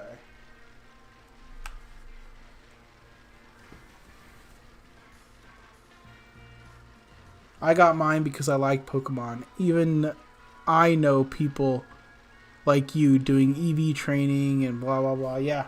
I mean, that's... If you want to play the game more than 20 hours, that's what you have to play. You know what I mean? But some people don't buy the Pokemon game for those purposes. They buy the game to play the main story. And if you buy the game to play the main story, this is the weakest Pokemon game. It's probably the worst one. But if you buy the game to actually play like the meta game, to battle, to catch Pokemon, to explore, to do raids and all this stuff, it has added a lot more content. For the post game, like people criticize the post game story, and the story does suck post game, but the post game actions, like the raising of Pokemon and doing all the other stuff in the game, this game has added so many quality of life improvements that it is the best Pokemon game if you play it that way. So, for someone like me, this Pokemon game's great. But for many people, it's not. And it's hard for me to recommend this for people who just want to play through the story. Because it is pretty bad. It's a weak Pokemon game. The story's not very good. The graphics aren't very good. The way that everything's set up is weird. You could tell that the game was designed for the people who play Pokemon like me. Because the story feels very, very rushed. Okay. At the hatch there. Yeah, that's it too, Ruben. Game reviewers do not play games the same way that a normal person would. A normal person buys very few games, and they want to get the most experience out of it. And ironically, it's the exact opposite for a game reviewer. A game reviewer plays tons of games. And honestly, a long game is a detrimental experience. And they're more likely to rate a longer game poorly because they had to do more work than they would, if it was a shorter game. Now I have 2 Bulbasaur eggs. Okay, I'm going to take the Bulbasaur back.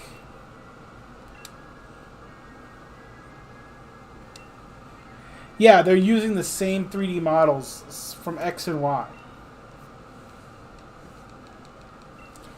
Like, it's very obvious that they did not spend a lot of time working on different aspects of the game. But, stuff like earning this EXP candy and all that to make it easier to do the Pokedex, it's good because, doing the Pokedex the old way was monotonous. And people who tell you otherwise, they're just being crazy, man. Like, I've seen people make some ridiculous arguments about Pokemon.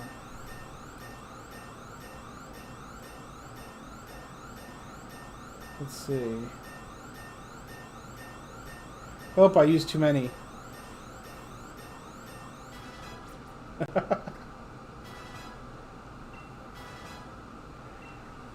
This is a throwaway Bulbasaur anyway.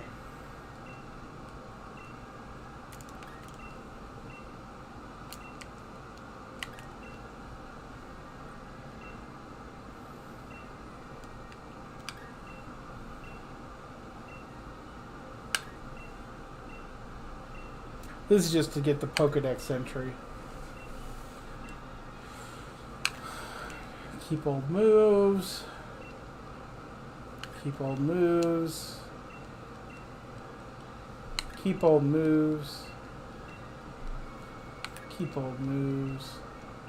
Man, Bulbasaur learns a lot of damn moves in this game. Alright, evolve.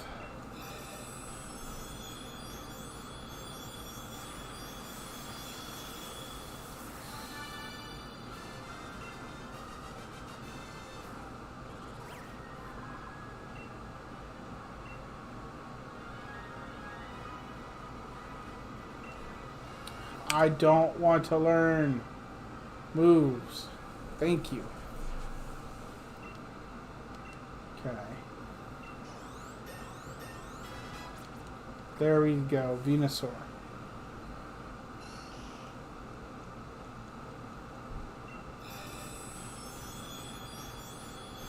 But yeah, like I said, game reviewers just view games very differently. And it's not surprising.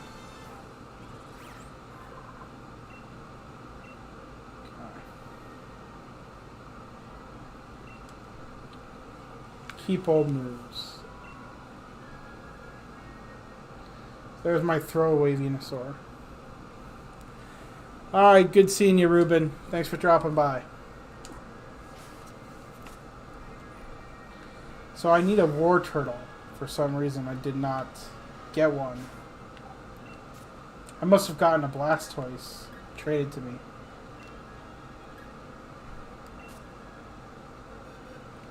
So I gotta find that little Squirtle.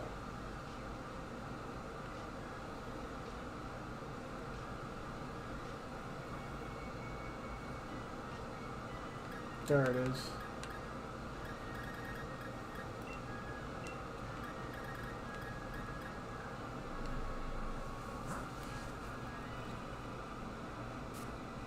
Yeah, I've played the good, the bad, and the ugly of gaming too. Just being someone who gets review copies, you usually get pretty bad things as review copies. So, let's see. That should do it. Yep, it'll evolve into War Turtle. There we go.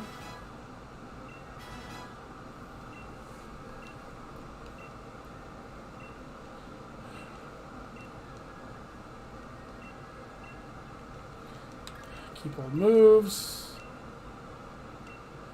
Damn it.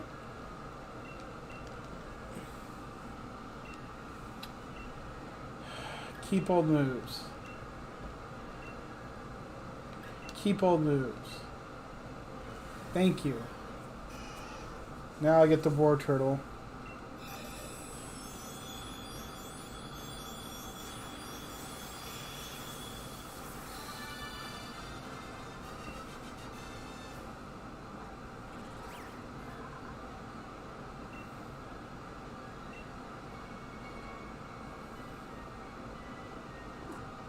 Okay. This War Turtle looks funny. Is this a shiny?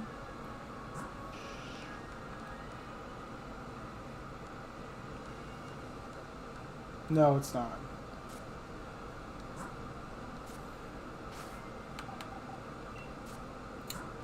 Gotta save. Keep forgetting to do that. I don't want to turn off my game accidentally. Alright. How do you evolve Slowbro? Slowbro, let me look it up. Galar, Slowbro, evolve.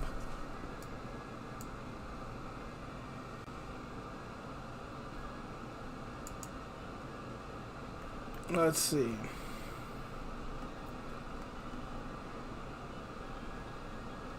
Oh man, this site has the most ads I've ever seen. Let's see.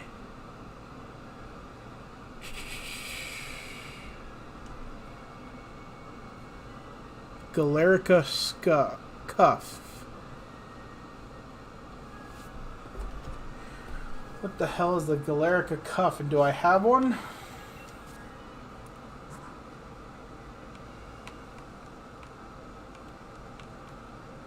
It'll be in other items. Let's see, by name.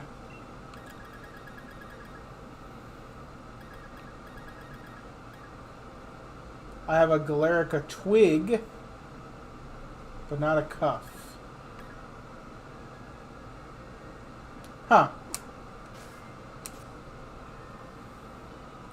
I'll have to look that up later. Is there any other ones I can evolve really quick?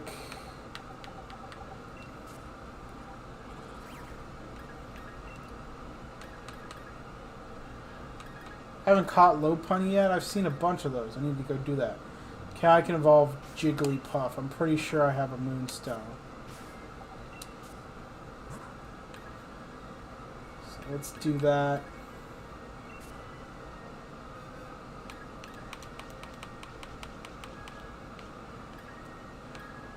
are you? Jigglypuff. There you are. Move. Ore turtle spot. Luckily, moonstones are not rare in this game. You can go and dig them up.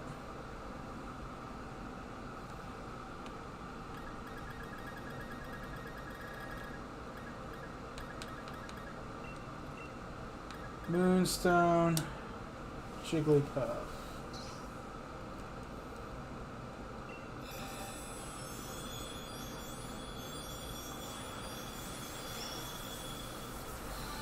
Wigglytuff.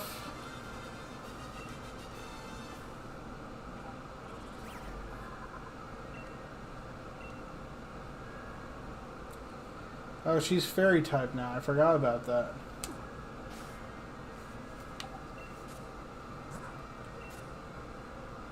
While I'm here, I need to breed Chansey for the stupid baby form that it has.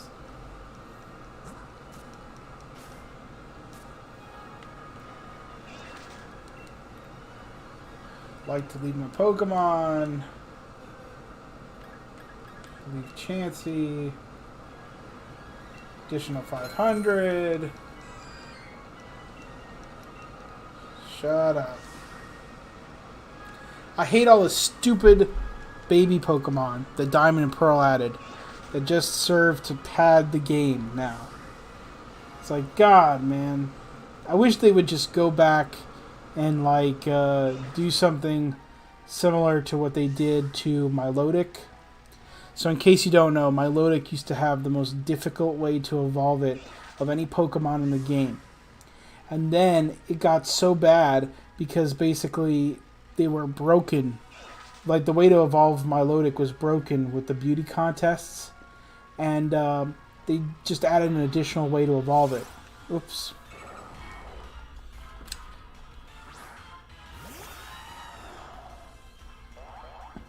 I forgot I don't have the egg yet. I don't know what I'm doing. But because of that, they added an additional way to evolve it. And I think they need to do that with the baby Pokemon. I think they need to make it so that all the old baby Pokemon evolve at level 10 or whatever. Or level 8 or something. Like, just make it so that these things evolve as quickly as possible. And get rid of all these stupid ways to evolve it. Because it's padding. Nobody likes these Pokemon. I don't know a single person who's like, oh, that baby Pokemon. Pichu's my favorite Pokemon. Or, the stupid pre-evolved evolution of Magmar is my favorite Pokemon. Nobody likes these Pokemon. The only baby Pokemon people like is Togepi. And that's because it has a lot of nostalgia to it. So I just don't get why they haven't like retconned it. It was obviously a mistake. They were trying to capitalize off the success and popularity of Togepi with the arrival of the DS. They wanted to encourage people to breed, but now it's no longer needed. Notice how like no baby Pokemon has been added in several generations. You know what I mean? No one's been like, oh man, Farfetch'd needs an evolution. You know what I mean? I mean a baby form. They're like, okay, Farfetch'd needs a Galarian form, and then we'll add an evolution. People want to evolve. They don't want a pre-evolved. They don't want these baby Pokemon. Let's end the baby Pokemon. Then let's find alternative ways. Buff these baby Pokemon so that maybe they're worth having. And then also find a better way for them to evolve. That's what Game Freak needs to do. Because these baby Pokemon are stupid and nobody likes them and their lore is dumb. And I don't know why they keep it intact. I don't know why they continue to pretend that people like these things. Maybe there's somebody out there who's like, yeah, Pichu's my favorite Pokemon. And Pichu I can even kind of understand because of Smash Brothers and, Nintendo's done a lot of work to promote Pichu. But Pichu and Togepi are basically the only ones people care about. I don't even remember what the stupid name of the pre-evolution of Chansey is. And then like with Clefairy, you have that Clefable or whatever the thing just looks like a tinier Clefairy. Like Clefairy already looked like a childish Pokemon. So why it needed a pre-evolution is beyond me. But yeah, that's what Diamond and Pearl. Diamond and Pearl are, in my opinion, in retrospect, the worst generation. Like, at the time, it was revolutionary because of Wi-Fi, the DS, all the cool stuff that they added. But in retrospect, like looking back on it now, like the story was stupidly long with tons of padding and tons of walking, and it was the worst, one of the worst stories in Pokemon history. The villain doesn't even make any sense. And then all the Pokemon that it added were terrible. Like, none of them were great stat-wise, except for the legendary Pokemon that it added. And, you know, overall, like, the only big renditions it did is it made a lot of the Gen 1 Pokemon worse. Because it added these baby evolutions and these not very great, you know, extra evolutions like Tyrannodon and Tangela and Lickitung. Like all these evolutions that don't look that great, that they just look like bigger versions of the already existing Kanto Pokemon. Like Lickitung's evolution. Like, what is the purpose of Licky Licky? It just looks like a fat Lickitung. Like, you know what I mean? Why did people want? Why would people be excited for this? Why did people think that this was a good idea? Or Tangela, it just looks like a buff Tangela. And then Mr. Mime's pre-evolution, that stupid little Mime Jr. You know, all that came in Gen 4. All that stuff was bad. Like, imagine Mr. Mime if it could have a third evolution now because they added Mr. Rhyme. That's the thing, too, is that these stupid pre-evolutions made the possibility of these to have, like, third evolutions go away. You know what I mean? Because now they have a baby form. And that means that that's the third evolution. Alright, let's see. I forget the name of this dumb Pokemon Chansey evolves from.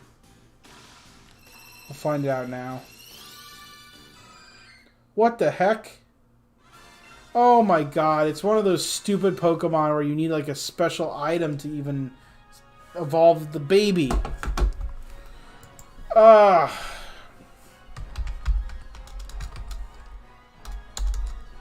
That's so dumb. This makes me even madder. Like,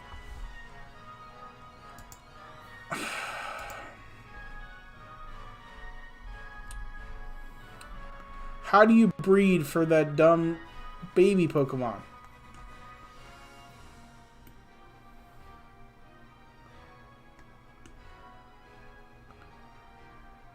I need a luck incense to even breed it. To happen. Oh my goodness gracious. This just makes me more mad.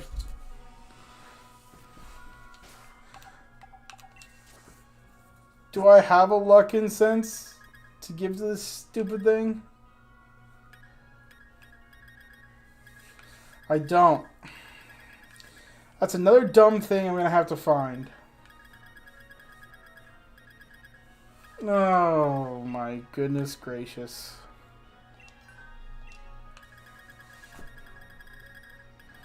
It's probably on the Isle of Armor, but it just makes this more of a chore.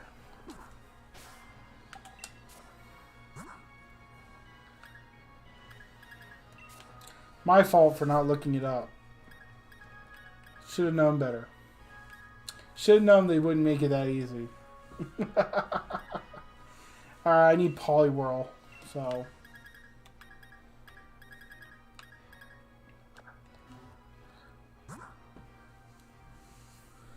Yeah. And how do I evolve it into Blissey. Just friendship. Okay. I could do that.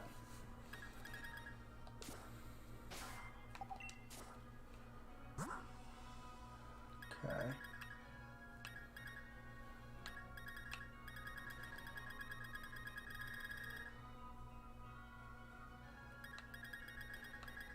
Where's the EXP share?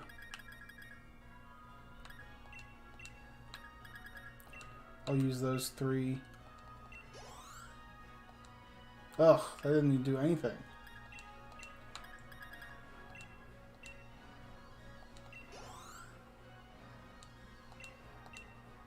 Okay, come on. There we go. That'll give me Poliwhirl.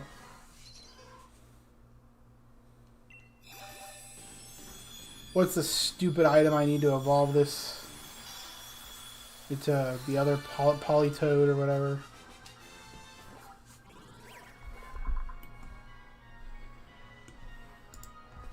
Let's see. Poliwhirl.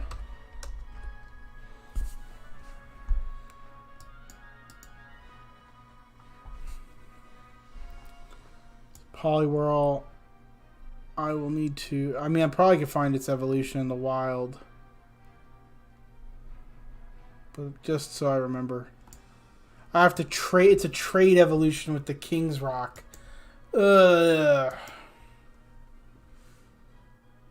I hate Pokemon sometimes. I just hate it sometimes. It's not a Waterstone in the King's Rock. It's a King's Rock trade evolution. If it was just the King's Rock, it wouldn't be that bad. It's a King's Rock trade evolution Pokemon. So I'm probably better off looking in the wild for it than to do that stupid crap. Because I have one King's Rock. I use it on my Cloyster.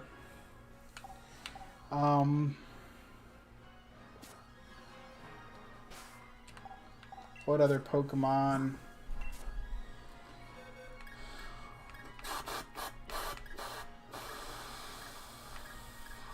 See. I'll just evolve that level 1 Chansey so I can have a level 1 Blissey and be even more ridiculous. Yeah, the Waterstone's for Poliwrath. I already caught Poliwrath. So let's cook up some curry and get this Blissey made. First I have to put it at the head of my party.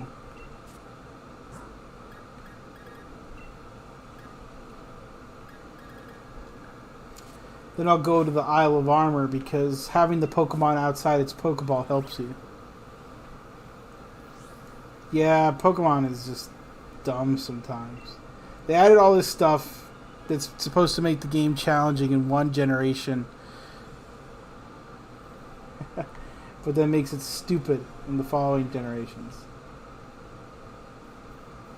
Let's see how thick Chansey is. Look at this. Let's see how long it takes Chansey to catch up.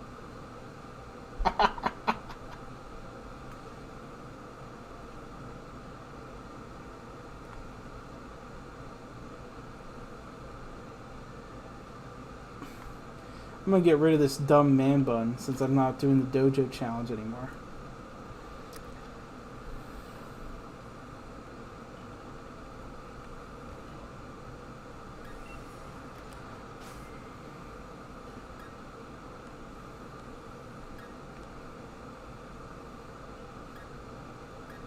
Let's see.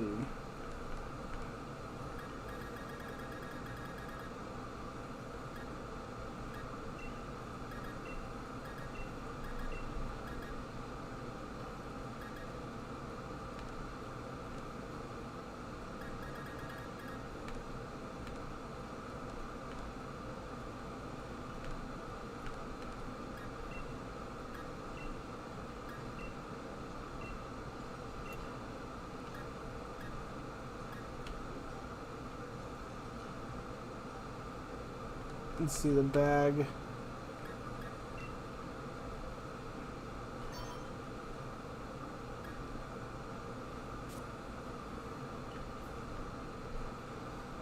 And then hair and makeup.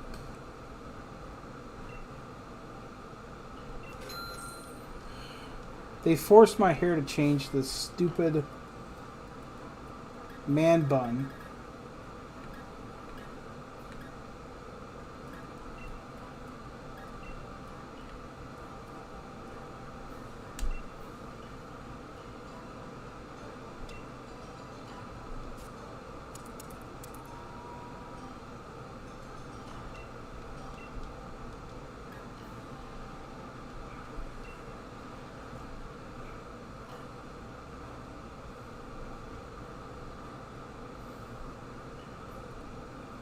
Alright, let's go try to get a Blissey. Level 1 Blissey.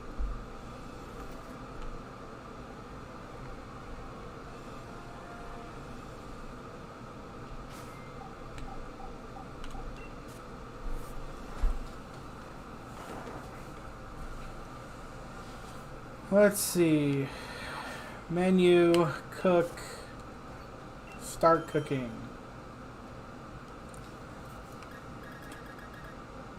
Large leek. We'll do 2 of these.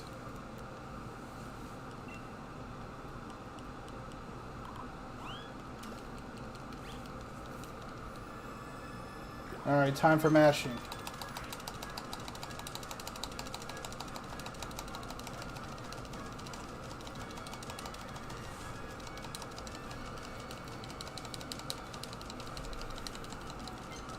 Come on. Fire up. There we go.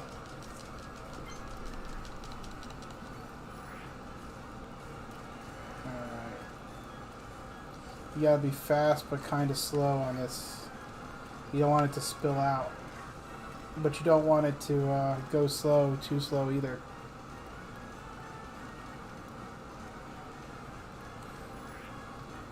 And then... there we go. I think that's a Copperajah class one. We'll see. These are all ridiculous Pokemon to have with me.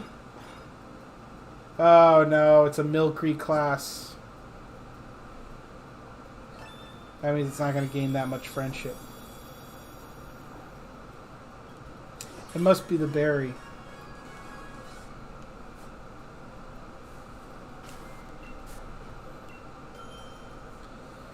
Okay. Leek is the best, most abundant one to increase your happiness. I'll add some more berries to please it. To please the cooking gods.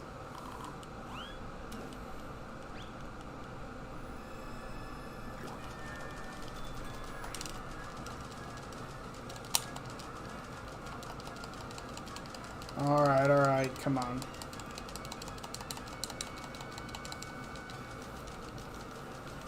As you can hear, I'm frantically pressing the button. It's hard to do on the Pro Controller. It's actually easier to do on the Joy-Con.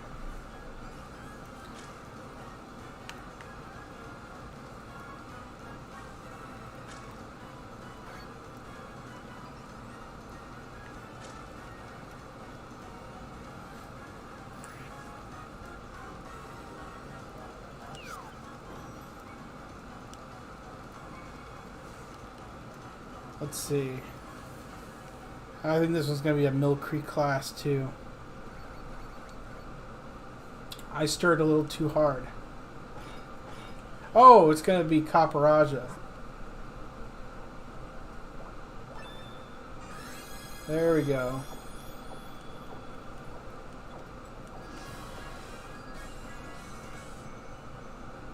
Very nice.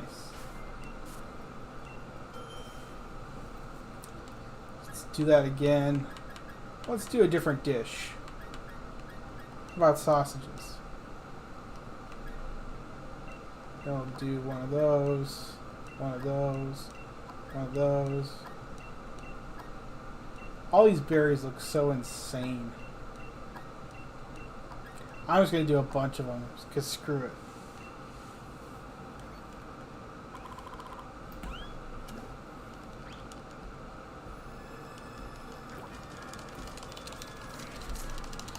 Alright. Spamming the A button.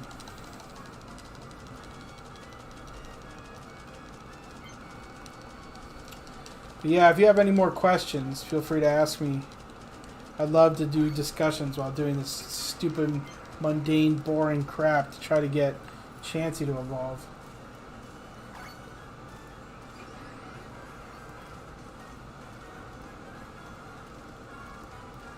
Alright.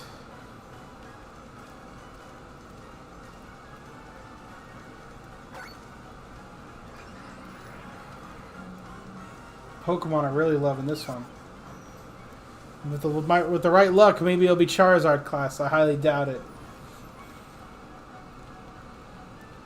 Let's see.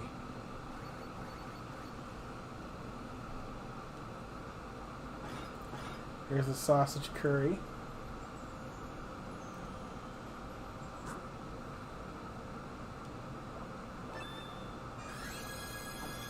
That's good news. Copperajah again. I'm going to try to get 2 more Copperajah classes. And that should do it. Leek is the best base ingredient to use. And that's all I know.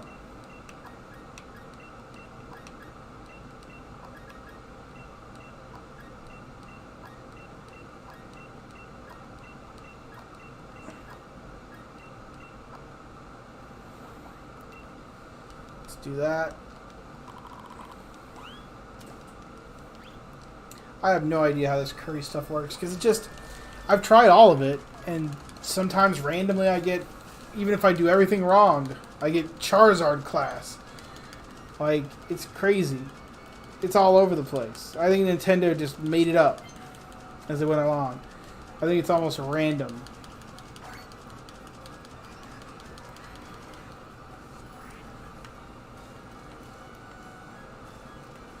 I'm sure there's some skill to it, but like sometimes it just feels completely random.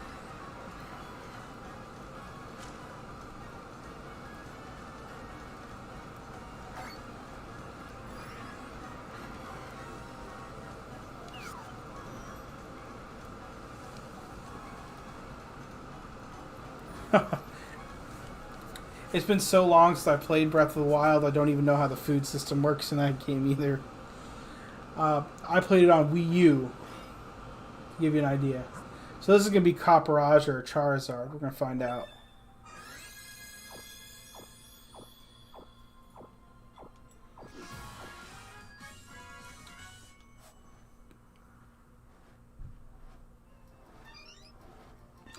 No, like, I've actually looked it up several times, and nobody really knows what makes the Pokemon cooking game work.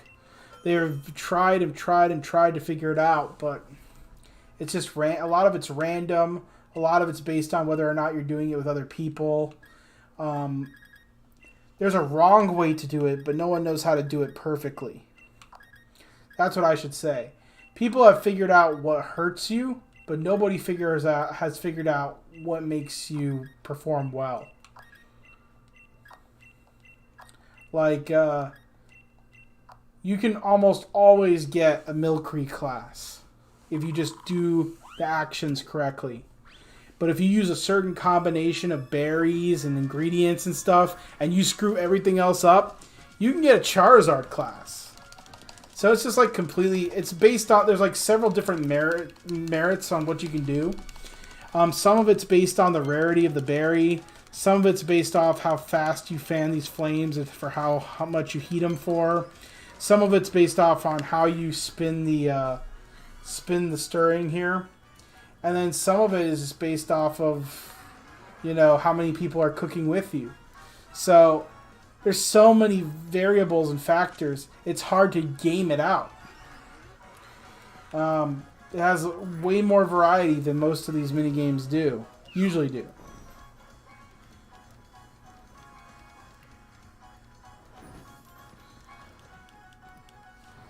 It's not a simple mini game, which is weird. Because I don't know why they put so much complexity into this stupid freaking side game. This is Copperajah. See, if you use a bunch of berries and you do relatively well on the mini game, you'll always get Copperajah. But getting Charizard is so random. It's so hard to get Charizards. So that you have to like figure that is what people are still trying to figure out, how you can get Charizard every single time. People know how to get Copperajah every single time, but Charizard class stuff is still pretty difficult. People haven't figured it out.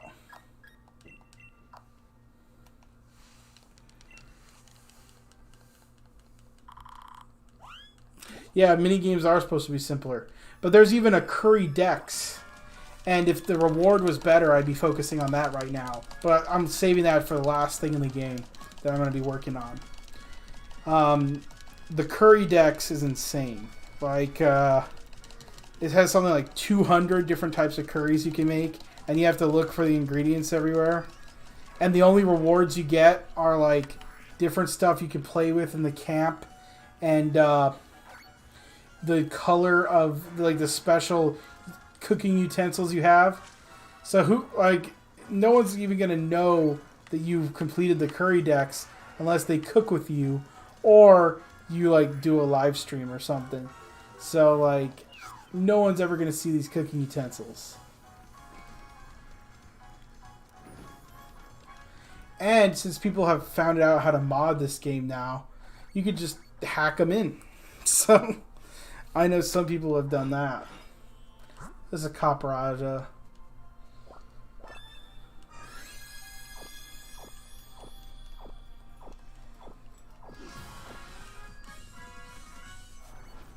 One more. That should be enough to evolve it.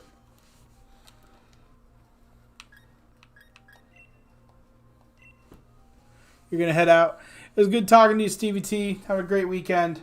I'm going to be done here. Once I evolve Chansey, I'm going to go head out and do some things I need to do too. So, thanks for stopping by and joining me on this insane Pokemon playing session. Mostly this is just like a chill stream.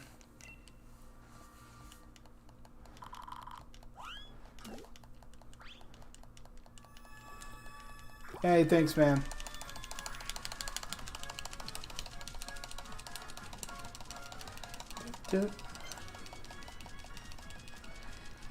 Yeah, I still can't believe people haven't figured it out. Or maybe they have, and I just haven't seen an updated video or know an updated guide. Because it just seems insane that people haven't figured this out. How to get a Charizard class every time. Alright, alright.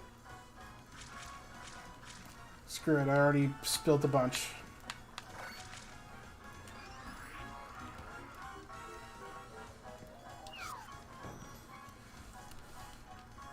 Alright. Done. Let's see.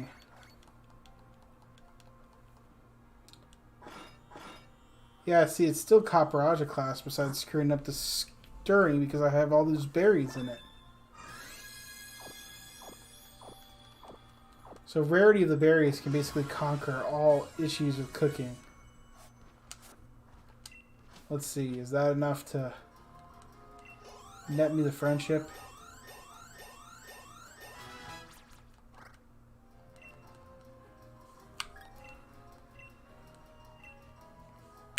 Keep old moves.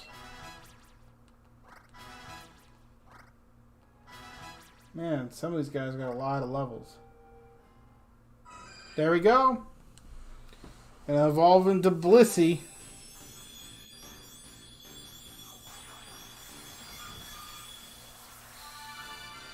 There it is, Blissey. Whenever a Blissey finds a weakened Pokemon, it will share its egg and offer its care until the other Pokemon is all better. How nice. Keep old moves for now. Now let's see how insane a level 8 Blissey's HP is. 60. At level 8, it has a 60 HP, man. That's crazy. That's a crazy amount of HP. At level 8. Bro, level 8. Look at how high the HP stat is at level 8. And defense, special defense. This thing is just a tank. It's always been a tank. But, you know. What attacks does this thing know? Minimize, pound, and copycat out of the egg. Interesting. Well, thanks so much for joining me, guys. We evolved Blissey. There's only one person left in the stream. I think we had a maximum of 3 viewers this time. So hopefully we just keep getting better every time we stream. But thanks everybody for coming out today. Talk to you later.